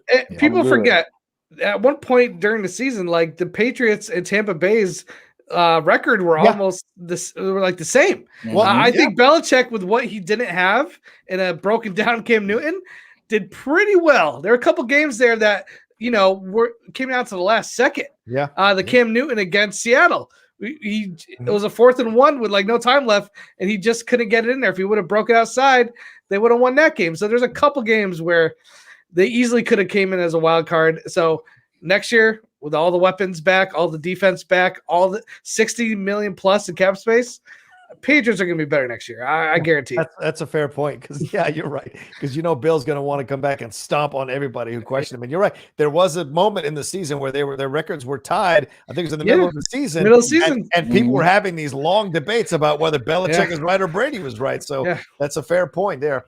Let's move on to our next thing here real quick, and then we'll jump into the NBA. The NFL's minority hiring rate for open jobs nearly doubled over this past year. This is a new report from ESPN. The open positions in the NFL nearly doubled to 34.6% in 2021. It's a study obtained this past Friday by the Associated Press. Minority hirings included 3 general managers, 2 head coaches, 3 offensive coordinators, 6 defensive coordinators, 4 special teams coordinators, and 3 quarterbacks coaches. The minority hiring rate was 18.8% in 2020. But interview requests for minority candidates also increased from 47%. To 47% from 22%. 12 of the 28 candidates interviewed for head coaching positions were minorities. But there's still only 3 black head coaches. I was waiting on you to say the head coaches. I was like, you can holler me all about the DCs, OCs, special teams, all that. Like, holler me about the head coach positions. But I want to balance that out, because we're going to address that real quick, Jay. I want to balance that out. The data also shows that minority head coaches have been given second opportunities at a higher rate than white coaches from 2000 to the present. 8 of 21 fired minority coaches got another head coaching job. Of the 115 fired white coaches, only 22 got a second chance. So you're 38% versus 19%. But also you got to look at, they've only had 21 head coaches that can have a shot at this thing. So versus 115. But that being said, Jay, any positives to take away from these numbers? Are you happy that it's increasing, but we're not seeing it necessarily at the head coaching position? I guess the way I'm supposed to respond is, man, we are getting so many crumbs right now, but eventually those crumbs are going to, equal whole morsels, and from those morsels we'll have a whole meal. That's literally how I'm supposed to see it. Again, I'm happy when you look at the coaching staff of the Tampa Bay Buccaneers. The Tampa Bay Buccaneers coach staff was phenomenal to see that, to see all who hold Super Bowl rings. Yeah. But when you're looking at it, it's like, oh man, it doubled from 18 to 36%. We're talking about a league that's been around over 100 years, and over the past 40 years, again, I forget we're in 2021, we're in 30, 40 years, a certain demographic has made the most of the league, has made the most of the players of the league. So when you're telling me this, is like, I'm supposed to look at it as progress, but it's taken this long. It's not really that. And again, the head coaching situation is its own, that's its own monster. Right. So, fair point. Yeah, I'm curious how many of like assistant coaches, defense, offensive, how many are minorities? Because I feel like they should be hiring not just head coaches, but outside of the head coach. Because a lot of times those are the people who get promoted to head coach, like Brian Flores in Miami. He was a great defensive coordinator for the Patriots. Now he's having great success in Miami. So yeah, I really hope. I'm curious because a lot of things you read, that was overall. That wasn't just head coaches, correct? So 3 GMs, 3 offensive coordinators, 6 defensive coordinators, 4 special teams coordinators, 3 quarterbacks coaches. But yeah, those are still. But someone pointed out just now in the chat. This is a great point. What did it say? This is from Aisha. Oh no, she that's for me. No, that ain't for you. That's for me. Yeah, I know. MPJG said the NFL had a horrible minority hiring rate 3 years ago. I don't trust these high percentages as meaningful. Changing 1 hire to 3 is 200%, but it's still on 3. Exactly. Yeah. That's it. So what she just said hi. She just said that's for you. That's for you. Happy Monday. Trust me. I trust it's for me. Really? Yeah. Aisha's one of my patrons, so I see her all the time. If you say so. I think it's. I can text her. I can text her real quick if you want. If you want to know, I think it's for all of us. I can text her real quick if you want to. Aisha, why don't you clear it up? I can text her real quick if you want me to verify this. I think she just did. All right, make it happen. Make it happen, Jay. Make it rain. All right, one last thing to get into here is Alex Smith's going to be released by the Washington football team. No surprise here. Apparently, there's just issues with money and moving forward. He's 36 years old. It's great that he came back, but he'd be $19 million in salary this year, and we don't need to do that. So we're going to save $14.7 million toward the salary cap. We'll still have 8.6 in dead money, but that's better than spending 19 million on a quarterback you don't really want to take you into the future. Yeah. I want to ask you a question, John, because I did watch the game where he came back. He came off the bench because of injury, correct? Yeah. Well, I didn't get to see as much. Yeah, I didn't get to see as much game time. How did he look to you as a starting quarterback? I thought he was perfectly serviceable as a starting quarterback. He was effective. He was efficient with the ball. And I think honestly, we'd have come real close to possibly upsetting the Buccaneers if he had been our quarterback. Seeing how well Heineke played against those guys, I think if Alex Smith had been our quarterback, he could have gotten the ball in the end zone a couple of times when we couldn't get the ball when we got down close to the end zone. So overall, I think if Alex had been back at full operating procedure, we could have gotten to an NFC championship. No lie, with that defense. That defense was vicious. So, yeah. So do you see him going to a backup role, or do you see him trying to go for a starting role? It depends on what teams are out there hunting for a quarterback. I think it all depends. Jacksonville's desperate for a quarterback.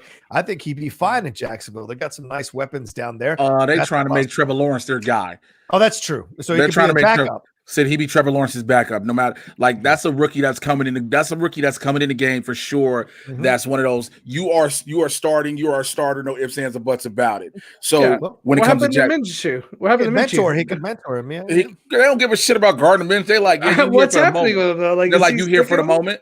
Gardner Minshew. I'm just curious. Like, what happened to him? Is he going somewhere else? Is he staying there as a backup? Him and his porn stash should go do something in Jacksonville. But I think another thing I saw online that really made me think was he could go to San Francisco. How insane would it be if the circle ends back at San Francisco for Alex Smith? I don't see nothing wrong with it. I'll tell you right now. I would take him as a backup in New England. And oh my God. I would love Jesus it. Christ. Hell, 49. Look, San Francisco has no idea what they're doing at quarterback position anyway. They have no clue what's going to happen. We already know they're acting like, oh, it's Jimmy G. Nope. But who's Jimmy G's backup? Everyone's like, nah, probably not him. They have no clue what's going on. So I would not be surprised. Yeah. Tushka says Alex Smith is my dude from KC, but there's no way he's going back to KC. But certainly, San Francisco would be very, very interesting. I'd love to see that as kind of an end to the fairy tale story of him coming back. He'd be a good veteran backup. I just think like if your quarterback goes down and Alex Smith is coming in, he knows the game. He's not gonna run for 20 yards or blow it up, but he's gonna be serviceable. He'd be a great serviceable backup quarterback. I think that son of a bitch going to sign with Dallas. I fucking know he's going to sign back up and who knows? Beat us next year. It wouldn't be a bad sign. Yeah, I don't think so either because I don't think Dalton's coming back next year. All right, let's jump into the NBA here. This is JT's forte. Dude, a lot of great stuff happening now. People are starting to feel we're about to get into the All-Star break here. But last night, the Bucks did an incredible work against these Clippers, man. I don't know how to say his name. I just put Giannis. Giannis scored, 36 points, 14 rebounds, 5 assists, and 4 blocks, and they won this game in Milwaukee against the Clippers, erasing a 7-point deficit by outscoring the Clippers by himself 17-10 in the final 8 minutes and 30 seconds. Pretty incredible work. The Bucks had lost 5 straight. Now they've won 5 straight. Mm-hmm. People aren't making as big of a deal about them winning 5 straight as they did when they lost 5 straight. Mm-hmm. Is that because they expect them to win? Is that what this is all about? Or do you think the Bucks have kind of figured out what was wrong during that 5-game losing streak and now they're back on point? Yeah, I watched this whole game yesterday. I watched it from beginning to end. And to me, I think I give definitely Milwaukee some credit, but the Clippers did have the lead for quite a while there. And Patrick Beverley had a really off night. Like he was awful shooting. He was committing fouls, and he's a great defender. Kawhi looked good. Paul George does not look very good. He missed 2 key shots in the last 2 minutes of the game. Last minute of the game, he took a 3 and he went for I think like a layup that he missed. So for me, I felt a little bit more like the Clippers let it go instead of Milwaukee coming back and winning it. Mm-hmm. Milwaukee was moving the ball around pretty well. Giannis is just he's a force. You can't. All you can do is contain him the best you can. But Middleton didn't even play that great in my eyes. So to me, I felt more like the Clippers let it go than it was Milwaukee enforcing their will and bringing it back. With the team the Clippers have, they have so many weapons, and they weren't really hitting their shots. So to me, Milwaukee is still, they won, but I don't give them too much credit for it, especially coming off all those losses. Fair enough. Jay, you look at the situation with the Clippers now. The Bucks have beat them last year twice. Both times they played them. Mm-hmm. They whipped the shit out of them 119-91 on December 6th of 2019. So they've had the number on these Clippers for quite some time. Leonard and George only shot 3 for 15 for a total of 6 points in the fourth quarter. And we saw last year how they've kind of faded away when the pressures come on, how Paul George doesn't step up to the plate in these big games as consistently as Kawhi does. They went scoreless and missed 9 shots combined in the final 3 minutes and 23 seconds.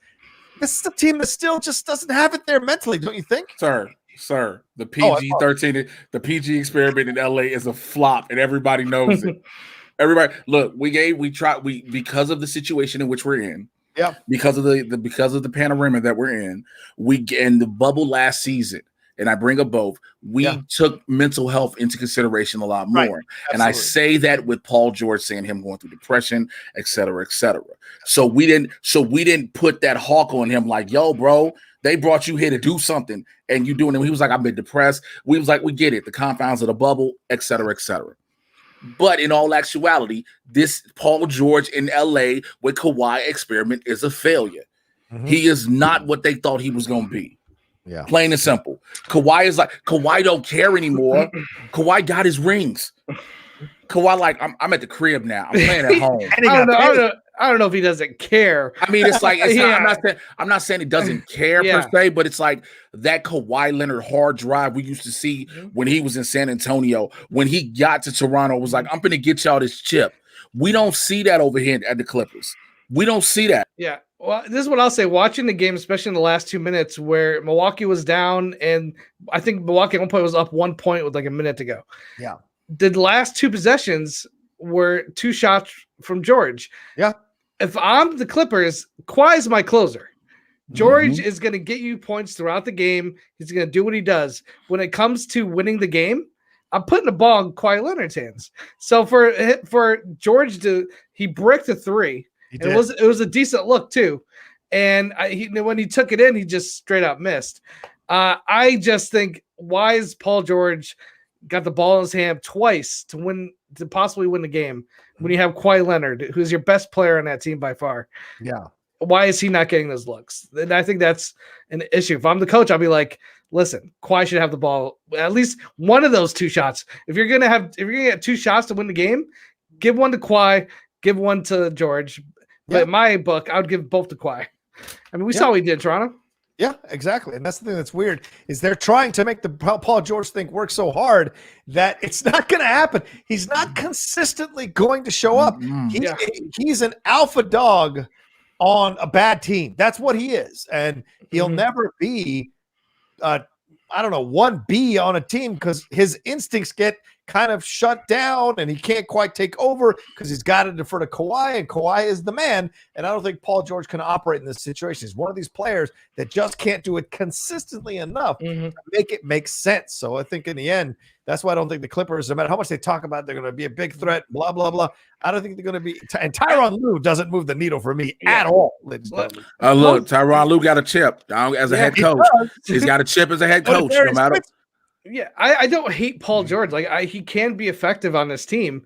You got to know how to use him and when to use him and when to use Kawhi Leonard. So for me, it's just like I do blame the coaching a little bit. You got it, but it's an ego thing too. George wants to take that last shot once in a while too. Yeah. You know what though? Do it during the season.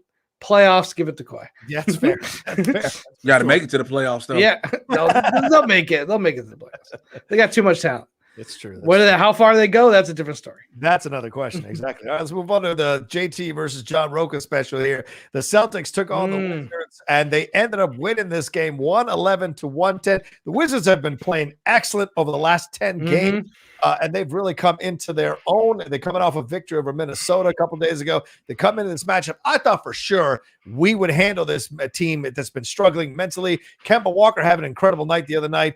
But there hasn't been consistency here. And who stepped up for them but Jason Tatum? Baby. Scoring 31 points, man. Talk to me. Tatum shows he has that clutch gene, man. And that's one of the hardest things to get in the NBA. Paul George does not have the clutch gene. No, he doesn't. Okay, he just doesn't. It's a hard thing to have. And Tatum just shows he's not afraid of the big moment. Listen, they should have lost the game. Yes. Okay. Beal got that rebound.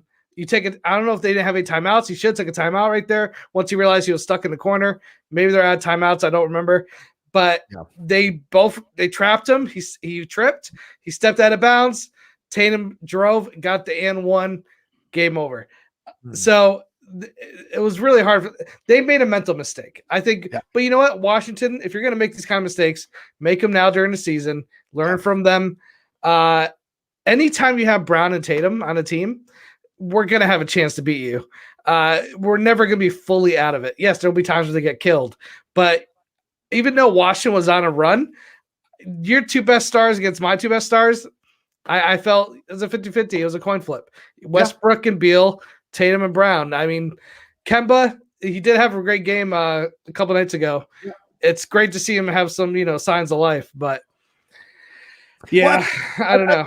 I think it was a wash when you look at our stars. It was more the reserve or the role players who stepped up more for the Celtics to get that extra 1-point victory here. Because Beal had 46 points. Yeah. And here's one of the craziest stats, Jay.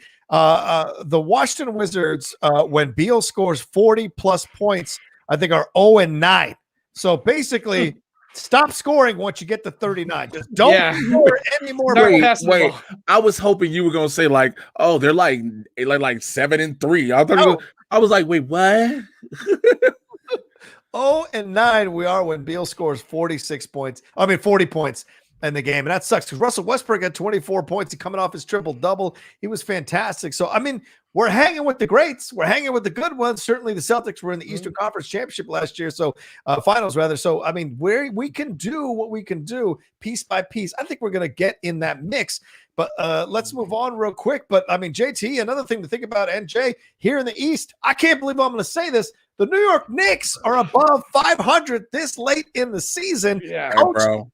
By Tom Thibodeau. They're literally in 4th place in the East. Yeah, but hey, bro, a couple games they could be an 8th. Like the whole East is. They're all like just a jump away from. So to me, it's so.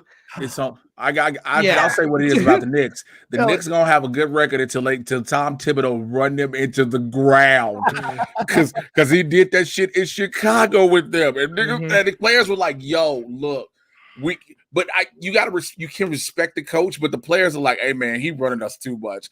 He gonna fuck around and run him into the ground, and then you gonna have that moment." You're gonna see what happens.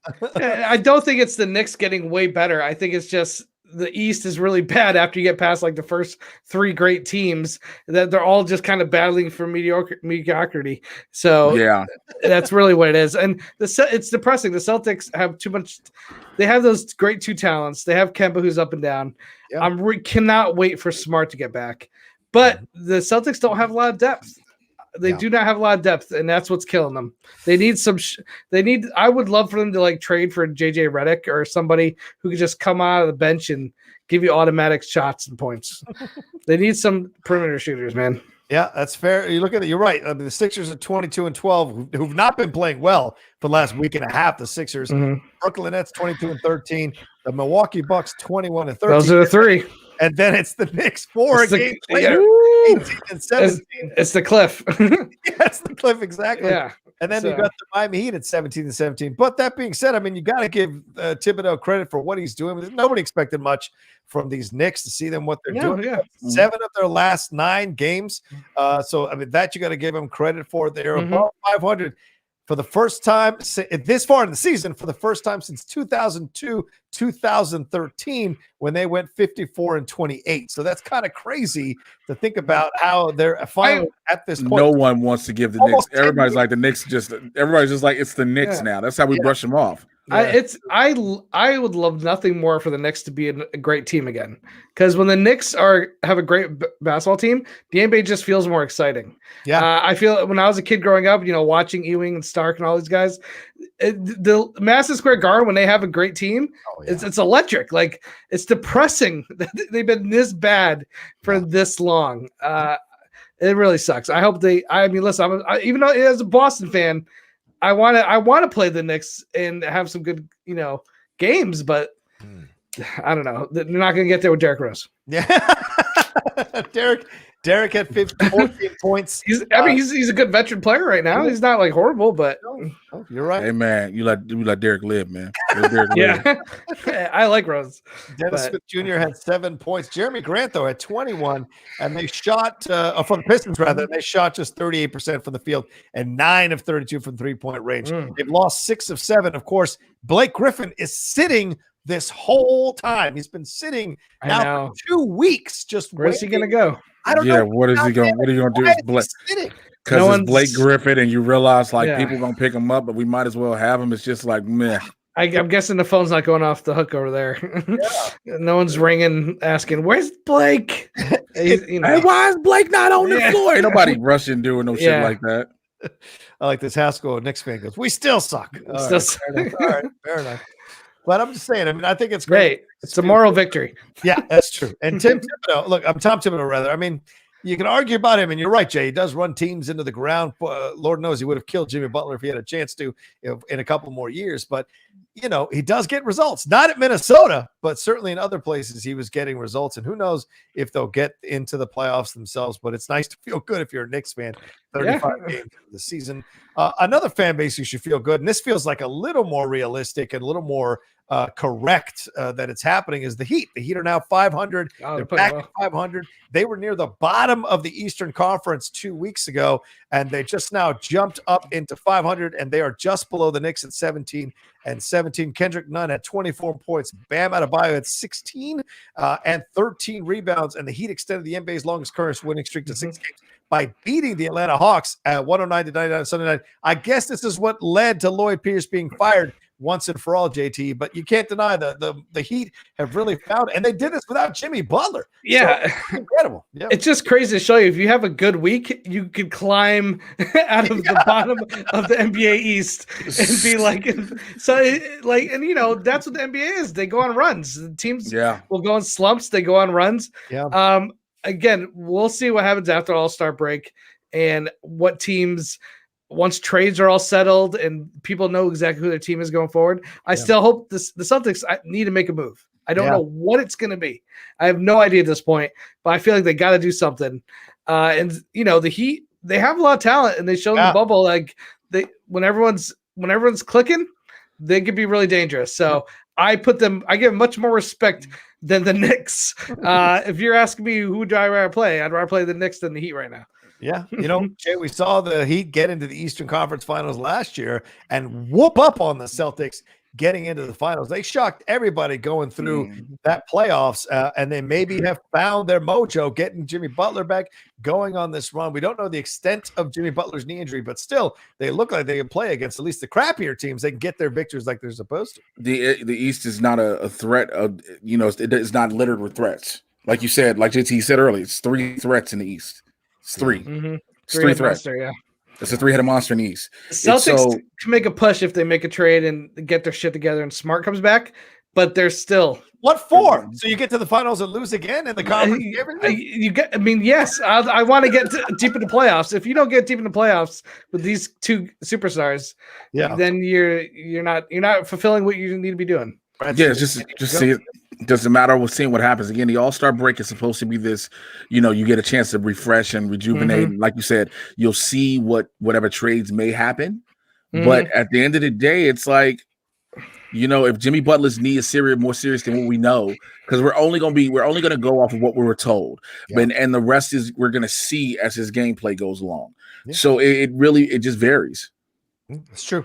The Heat are listing Butler as day-to-day. Spoelstra said Butler was with the team for the shoot-around Sunday morning, and the knee, quote, didn't loosen up the way he wanted it to, and he believes the issue is minor. Let's hope so, because, you can win 1 or 2 games without Jimmy, but eventually Jimmy is the engine that makes this whole thing work, and they didn't start winning until Jimmy came back. So that's the thing to think about as well. Anytime you have a player that could be effective on offense and defense, a lot of times in the NBA you see these players like Kyrie's not going to, he's okay on defense, but anytime you get one of these players that could really make a difference on both sides, that's huge for any team.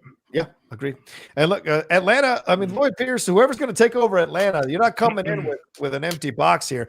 John Collins had 34 points for Atlanta, grabbed 10 rebounds. Clint Capella had 20 points and 14 rebounds. And Trae Young just had 15 points, 9 assists, 8 rebounds. He also shot 3 for 14, so that's going to affect your overall sideline. But the Hawks themselves just went 8 for 35 from three-point range. So that's what you got to figure out, is that shooting. You got to figure out the scoring on the outside. That's where you're going to get your victories. And if this is a consistent issue with the three-point shooting, they got to address that. Whatever new coach comes in, they don't address that. You're not going to do much better than Lloyd Pierce did in the end. So we shall see what happens with that. Also, just to add on to this, another team that's kind of finding its way again after an injury here, the Lakers won their 2nd game in a row here after losing after they had gone on a bit of a losing streak after losing Anthony Davis. So what do you take from this, JT? The Lakers getting 2 wins here. Does it mean anything at all? Whatever wins they could bucket right now until Anthony Davis is back.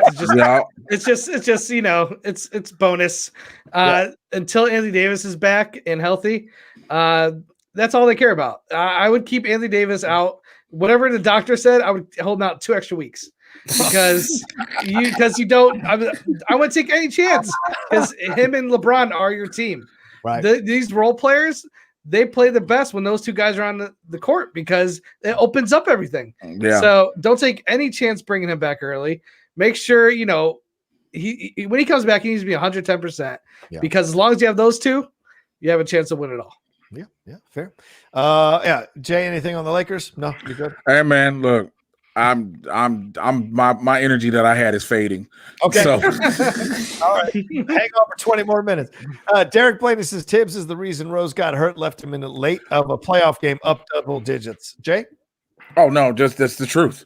He was running the shit out of he was running the shit out of it. He was playing Derek, and he was playing Derek times when the Bulls had the lead and the game was over. He was still running Derek. He was like, yo, you don't need him in. Like even we were fans like, yo, you can take him out. And then you just ran him down. Yeah. Okay. Yeah, even if Derek wanted to be in those games as a coach, you have to do what's best for the player, even if it's against their will sometimes. Because a lot of times these players don't want to come out. They want to keep playing. And so sometimes it's to meet like certain goals for their contract. Like, hey, I need this to make double doubles, triple doubles to, get a bonus. But I don't think that was the case. I think Tibbs he rode him to the ground. Yeah. It's a shame. Tell that to Shanahan, who rode RG3 into the ground that playoff. Yep. Fucked his whole career up, with son of a bitch. All right, before we get into the All-Star game, let's talk about the Streamlabs that have come through. Who Spinning Arts said, great to hear about more black coaches in the NFL. Still, I'd rather see a lot more black coaches in the top college football teams. Seeing all-powerful white men controlling the lives of mainly black kids is horrible optics. Jay? Yep. I think Jay bowed out for a second. Oh, bowed out for a second. All right, cool. I don't follow college as much. Is it that much worse? How could you be worse than 3 head coaches? Yeah, that's fair. That's fair. Can be tough.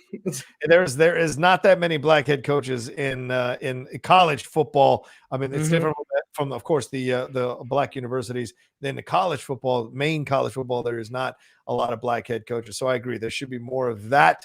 I don't know what kind of Rooney Rule you pass for that, but certainly that should be something they focus on. But of course, boosters and presidents, university presidents, push back on that because, goddamn it, you're not going to tell me what to do with my football team. So it becomes that kind of issue instead of understanding that there's a message that can be sent here. All right, gentleman scientist says, hi, crew. Big question about the Warriors now is what happens when Klay Thompson comes back? Looks like Andrew Wiggins or Kelly Oubre will be the odd man out. Who do you keep?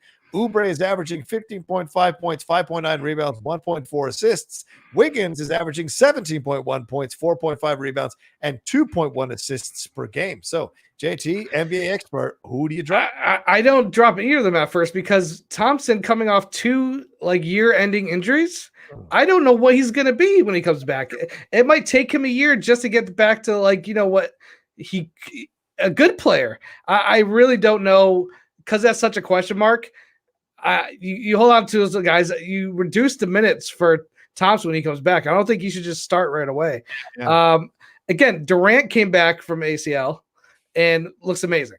He does. But Thompson has played almost 2 years now without basketball. Yeah. How is his conditioning?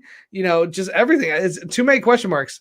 Now, if he comes back and looks amazing, that's when I would start asking those kind of questions. Right. But until the Thompson of old is back, which who knows? He might not ever be the same player. You never know. It's too much of a question mark. So you got to keep all those guys as you can until we have a better idea of what Thompson's going to be and how he's going to work with this team. The day of the Splash Brothers, I don't know if that's ever going to be the same as it was back in the day. Yeah, and Draymond Green just went out with an injury last night against those Lakers. We're going to find out how serious that injury is when it's all over. So, sorry guys, I had to go tinkle. Very bad. No problem. You're a man. That's like it. All right, so we'll see. I think if you're gonna, I think you take Oubre. I like Oubre's up. I like when he played with the Wizards. He played great for the Suns, so he's been consistent. Wiggins came out of that Minnesota situation not mentally. A lot of questions about his approach to the game, his preparedness. So yes, he's playing well for Golden State, but for 1 year, does that mean he's consistently, or second year rather, does this mean he's going to consistently keep doing it? Who knows? But you're right, JT. We don't know what we have or make that decision until Klay Thompson comes back and you see what you have in Klay Thompson and you can actually play games. Man, Klay got to get past just the practicing and rehabbing. Yeah, that's what I'm saying. 2 years out of the NBA is a long time. It really is. All right, Joseph Kern, StreamLab here says, hey, fellas, sorry I haven't donated in a while. Are we buying the Jazz as legitimate contenders, or is this like the 2014-2015 Hawks that won 60 games and got smoked by LeBron in the playoffs? Chances we get Kaiser back soon to do an MLB preview, a season preview. Absolutely. I will talk to Kaiser and get him on for sure. Maybe even talk to Knapsack if he'd be up for coming on. That would be great in all baseball breakdown for the season. But yeah, JT, what do you think of this situation here? Do you think the Jazz are legitimate contenders? Do you think they've learned over the last couple of seasons some of the tough playoff losses and exits that they already taken over this year? Yeah, they got 2 great players and they play great defense. They have great depth on the bench, probably the best depth of the whole West. Probably, honestly, they have great depth. They have people who can hit shots, spread the floor. They move the ball. They're never static. They don't just give a ball to one player on top of the key and walk to the side and let him create play. They're constantly passing great. You watch them; they're like a picture perfect fundamental basketball team when it comes to sharing the ball, not being greedy. Joker off a pick and roll. His pick and roll game is fantastic. And yeah, I think they're easily one of the best teams in the West. They beat the Lakers pretty bad just like a week ago. I think absolutely. I don't see anything on paper or what I've watched to make me think they want to be a contender.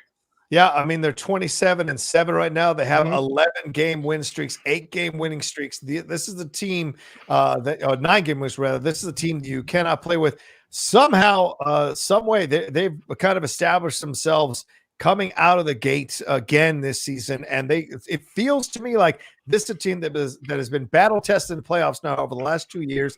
They've taken some tough losses. Donovan Mitchell had to figure things out. But because it's the battle tested in the playoffs, but can you make it count? Yeah, we'll see. You know what I'm saying? Yeah, Donovan Mitchell goes down, injuries and everything. Utah's been this team that's been so much promise for so many years now. You get what I'm saying? Like how long we'll keep holding on promise on what they can do and see what they will do. But Joker's playing better than I think he ever has. And I think, they needed those years in the playoffs to grow, to be a better team. So this is what happens a lot in the NBA. These teams who have a lot of talent, it takes them a couple of years being battle tested, going deep in the playoffs, playing in big games.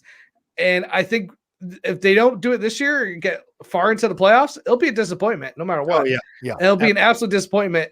But with the team they have right now and the way they're playing and the stars that they have, they're set to be contenders for the next couple of years or until somebody decides they want to leave for a huge contract. I just think the talent they have, it's unquestionable. They're going to be good. Yeah. And they're going to make a run. Well, and like you said, if they don't, then we start having that Philadelphia 76ers conversation. Exactly, yeah. A team with a lot of talent, but can't get over that hump. Exactly. It's all everything they do in the preseason, the regular season rather, doesn't mean a damn thing. You got to get to those playoffs and then show me that you can win. Like Toronto, right? Toronto was killing in the East for so many years, and LeBron would bitch slap him out of the playoffs every single time. And it wasn't until they got Kawhi that they understood what it was to have a championship mentality to win and get into the finals and take that thing. Yeah. The biggest knock against them is how young they are. But young teams can still get it together and win these games. Jordan says they're not beating the Clippers or Lakers in a 7-game series. With the amount of injuries the Lakers face, who knows? If you tell me Anthony Davis goes out halfway through the series, they could easily win. Yeah. You saw them kick their ass. The Clippers showed last year in the playoffs. They just might not show up a game or two, and they could lose the series. So I think Utah could be either Clippers or Lakers. Yeah, I think Clippers definitely. Denver came back 3-1. Yeah, and beat the Clippers. So look, Denver is a team we keep underestimating as well. Yeah. They just got to figure. They have to figure out consistent. Yeah. You have the pieces. If you're Denver, you need to realize you have the pieces. You have the weapons. Make it count consistently. Right. Yeah, I like Joker and AD battling it out too. Like I feel like they're one of the teams that have somebody that can actually. They're not going to shut AD out, but they have somebody that can go toe to toe with them when it comes to scoring. Yeah, for sure. And AD having won a chip gives him a little more confidence and aggressiveness. Jokic wanting one. There's always a difference between someone wanting one and when you've got one. There's always going to be a difference in that moment when someone's just a little bit hungrier than you are. Tom Brady is the only one I think I've ever seen, and Jordan. Those two were the only ones I've ever seen consistently don't give up. They want to kill you every single time they step on a football field. You have to drag Brady off the. Brady will not come out of game. You know how many Patriot games I've watched where Brady's been up by like 3 touchdowns and he's in the 4th quarter with 2 minutes to go? I'm like, why is this man still in the game? This is a contact sport. That man, no, I got a point to prove. He will not come out. It happened in the Super Bowl. He was throwing passes when they were up by 30 points. Yeah. In the 4th quarter with like 3 minutes left. I'm like, what are you fucking doing? He does not come out of the game unless he absolutely has to. Yeah, that's true. That's a fair point. All right, let's see. Let's talk about a little bit All-Star here. The NBA All-Star game is coming up. It's happening. The voting rather began on January 28th. It's and they put this thing out here. We've got the All-Stars here. The East starters: Kyrie Irving, Bradley Beal, Kevin Durant, Giannis, and Joel Embiid. The reserves are James Harden, Julius Randle, Jason Tatum, Jaylen Brown, Zach LaVine. Hey, Zach LaVine, Ben Simmons, Nicole Vucevic, and let's see, they made some changes here. Domantas Sabonis now replaces Durant, so he will be in there probably as a reserve, I imagine. And then on the West, you've got Steph Curry, Luka, Kawhi Leonard, LeBron James, Nikola Jokic, Joker over there starting. And the reserves are Chris Paul, Paul George, Damian Lillard, Donovan Mitchell, Rudy Gobert, Zion Williamson, and Anthony Davis. Devin Booker will replace the injured Anthony Davis at this point. So, JT, I go to you first on this one. Thoughts on overall? Do you like this matchup? Are you surprised by the inclusions? No, I mean, I like that Booker got thrown in there because a lot of people were angry with that. Luka, I'm excited to see. I watched Luka play against the Nets the other day and the Nets are still impressive because Harden was the only one in there. Kyrie and Durant were out. And Luka just looks fantastic right now. Luka looks unbelievable. So when does the actual draft happen for the All-Star game? So don't they – Hold on. Go ahead. Keep talking. Because I'm just curious because both the captains draft – and they pick. Those are the players available. It's like available. Yeah, those are the players available. So I'm curious when that's going to go down because and I love that when they did that last time because they actually made the All-Star game matter, and it felt like it wasn't just we're here to play and dunk.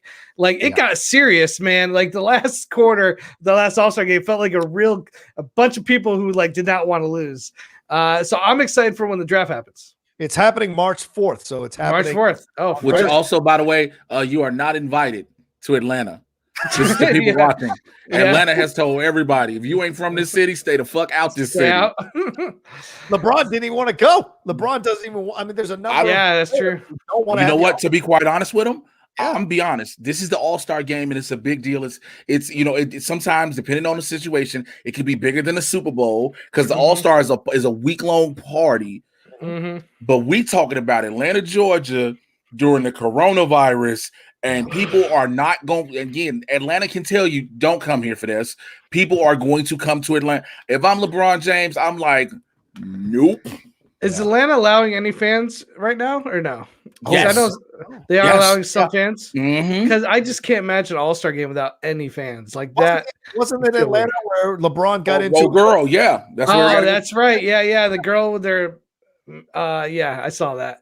Courtside Karen. She was, and she was with like some older dude and she was like she's 27 and everybody was like where well I'm glad there's going to be some people in the audience because I just All-Star game almost feels like if you're not going to have fans there because that's literally what this game is supposed to be for is the fans. If you're not going to have fans in the stadium, like why even have an All-Star game? So I'm glad they're at least going to have some fans. I don't think I hate to say this and I hate to be this dude, but I don't think we need the All-Star game this year. I agree with you 1,000%, my man. I don't think we need it either. Look, I get money. I get we got the Super Bowl and they were like, yo, the Super Bowl gonna be what it is. But at the same time, bro, we talking about look, everybody keeps thinking because there are 4 vaccines out now that you can do what you want. Again, Rocha, I still stand by my statement on Monday Night Football will be presented to you by either AstraZeneca or Johnson & Johnson. I promise you, one of them companies will be the presenting sponsor of Monday Night Football. Yeah. But I just, again, Atlanta been doing and Georgia been doing what it does, but it's just like, man, you know how they say we're so close. Yeah. We don't need because this shit is going to be, I mean, there wasn't, and I know the argument is, was there a big spike after the Super Bowl? That's the argument. Right. We, as of now, Ted, we haven't heard of anything. Look, thank God. We haven't heard of a massive spike. Some people may have contracted the virus, unfortunately, but we haven't heard of a massive spike. Yeah. But again, man. Yeah.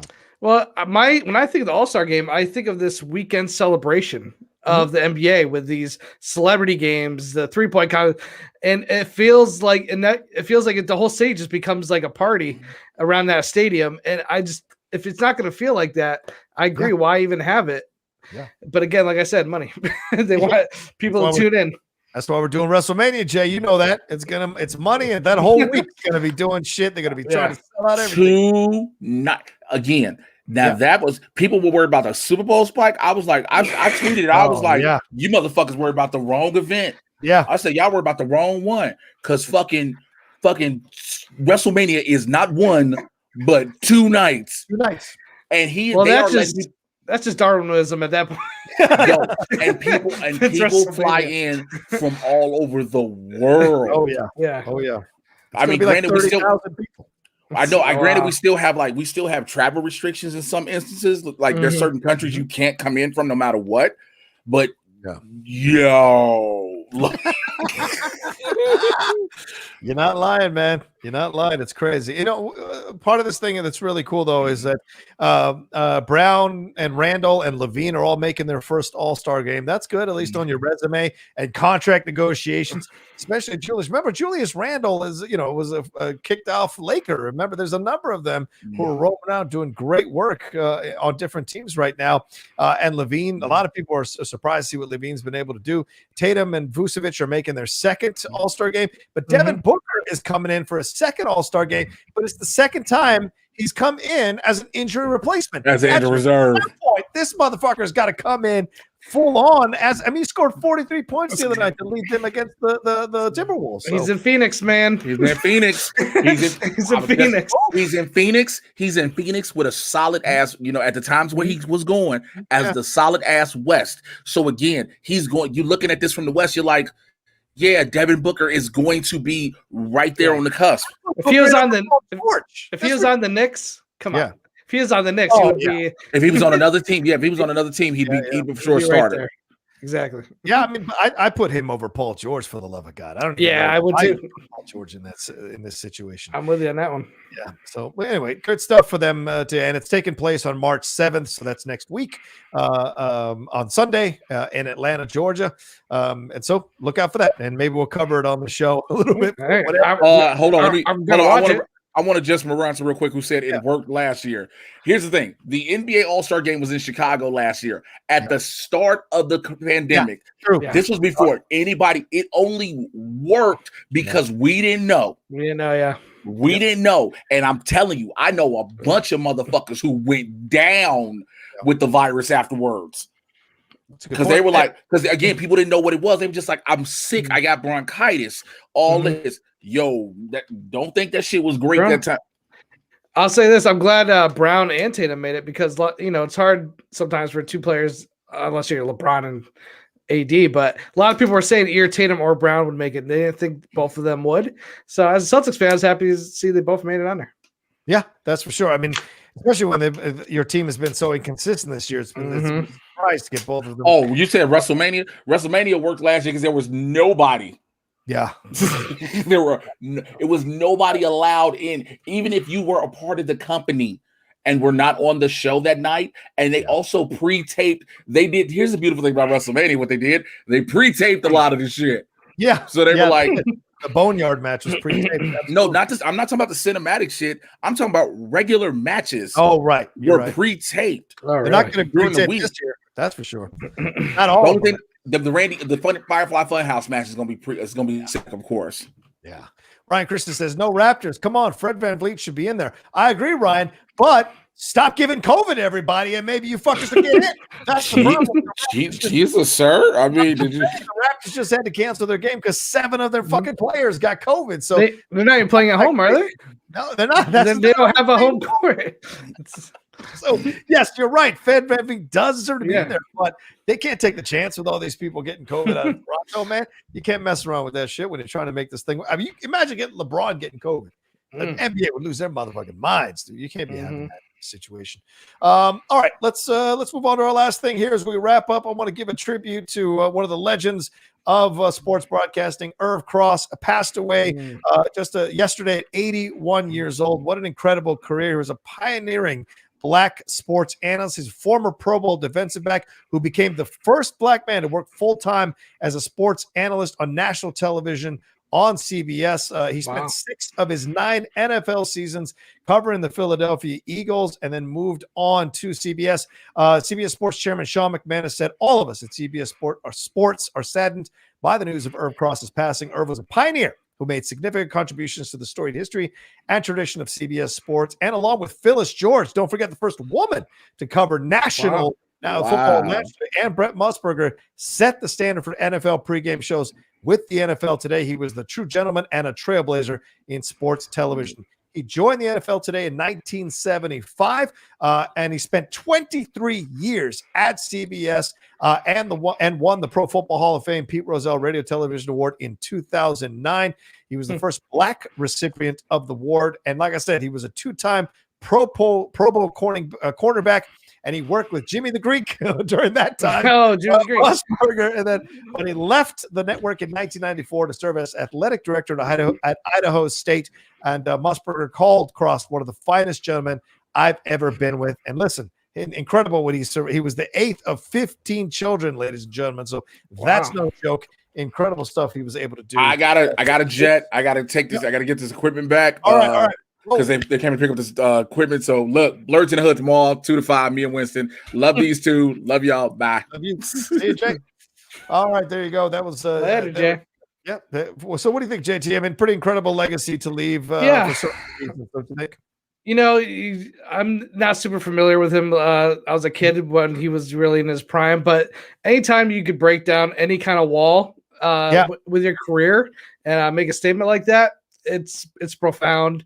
You know, he's probably we talk about all these accolades, but he was probably a better person than anything. And I think, it goes to show, when these people, if you're a great person and, you treat everybody with respect, you get your peers will literally, you become a hero to your peers. And I feel like anybody that is able to just break down walls for the people behind them and in front of them, it's just a great career. I mean, great. I don't know that much about the guy, but hearing list off everything that he accomplished, his family, I'm sure, is proud of him. And to be in the Hall of Fame, the NFL Hall of Fame, that's a huge honor.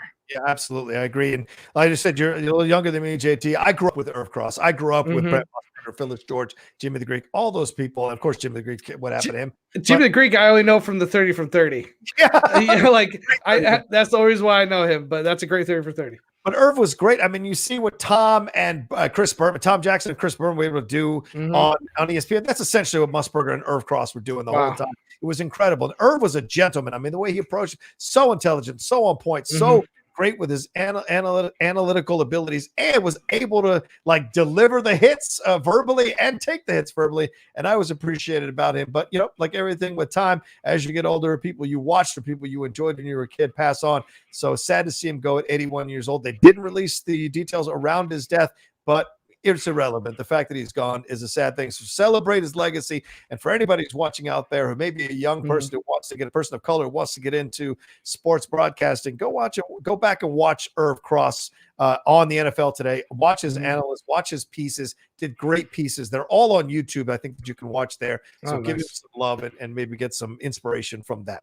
All right, that's it for this episode of Game Time. Thank you all so much for joining us here. And thanks for the StreamLabs and the Super Chats. Much love to Jay Washington, who rolled on out of here. Follow him at Miss Jay Washington. JT, thanks again for joining us this week. What do you got to promote or plug, my man?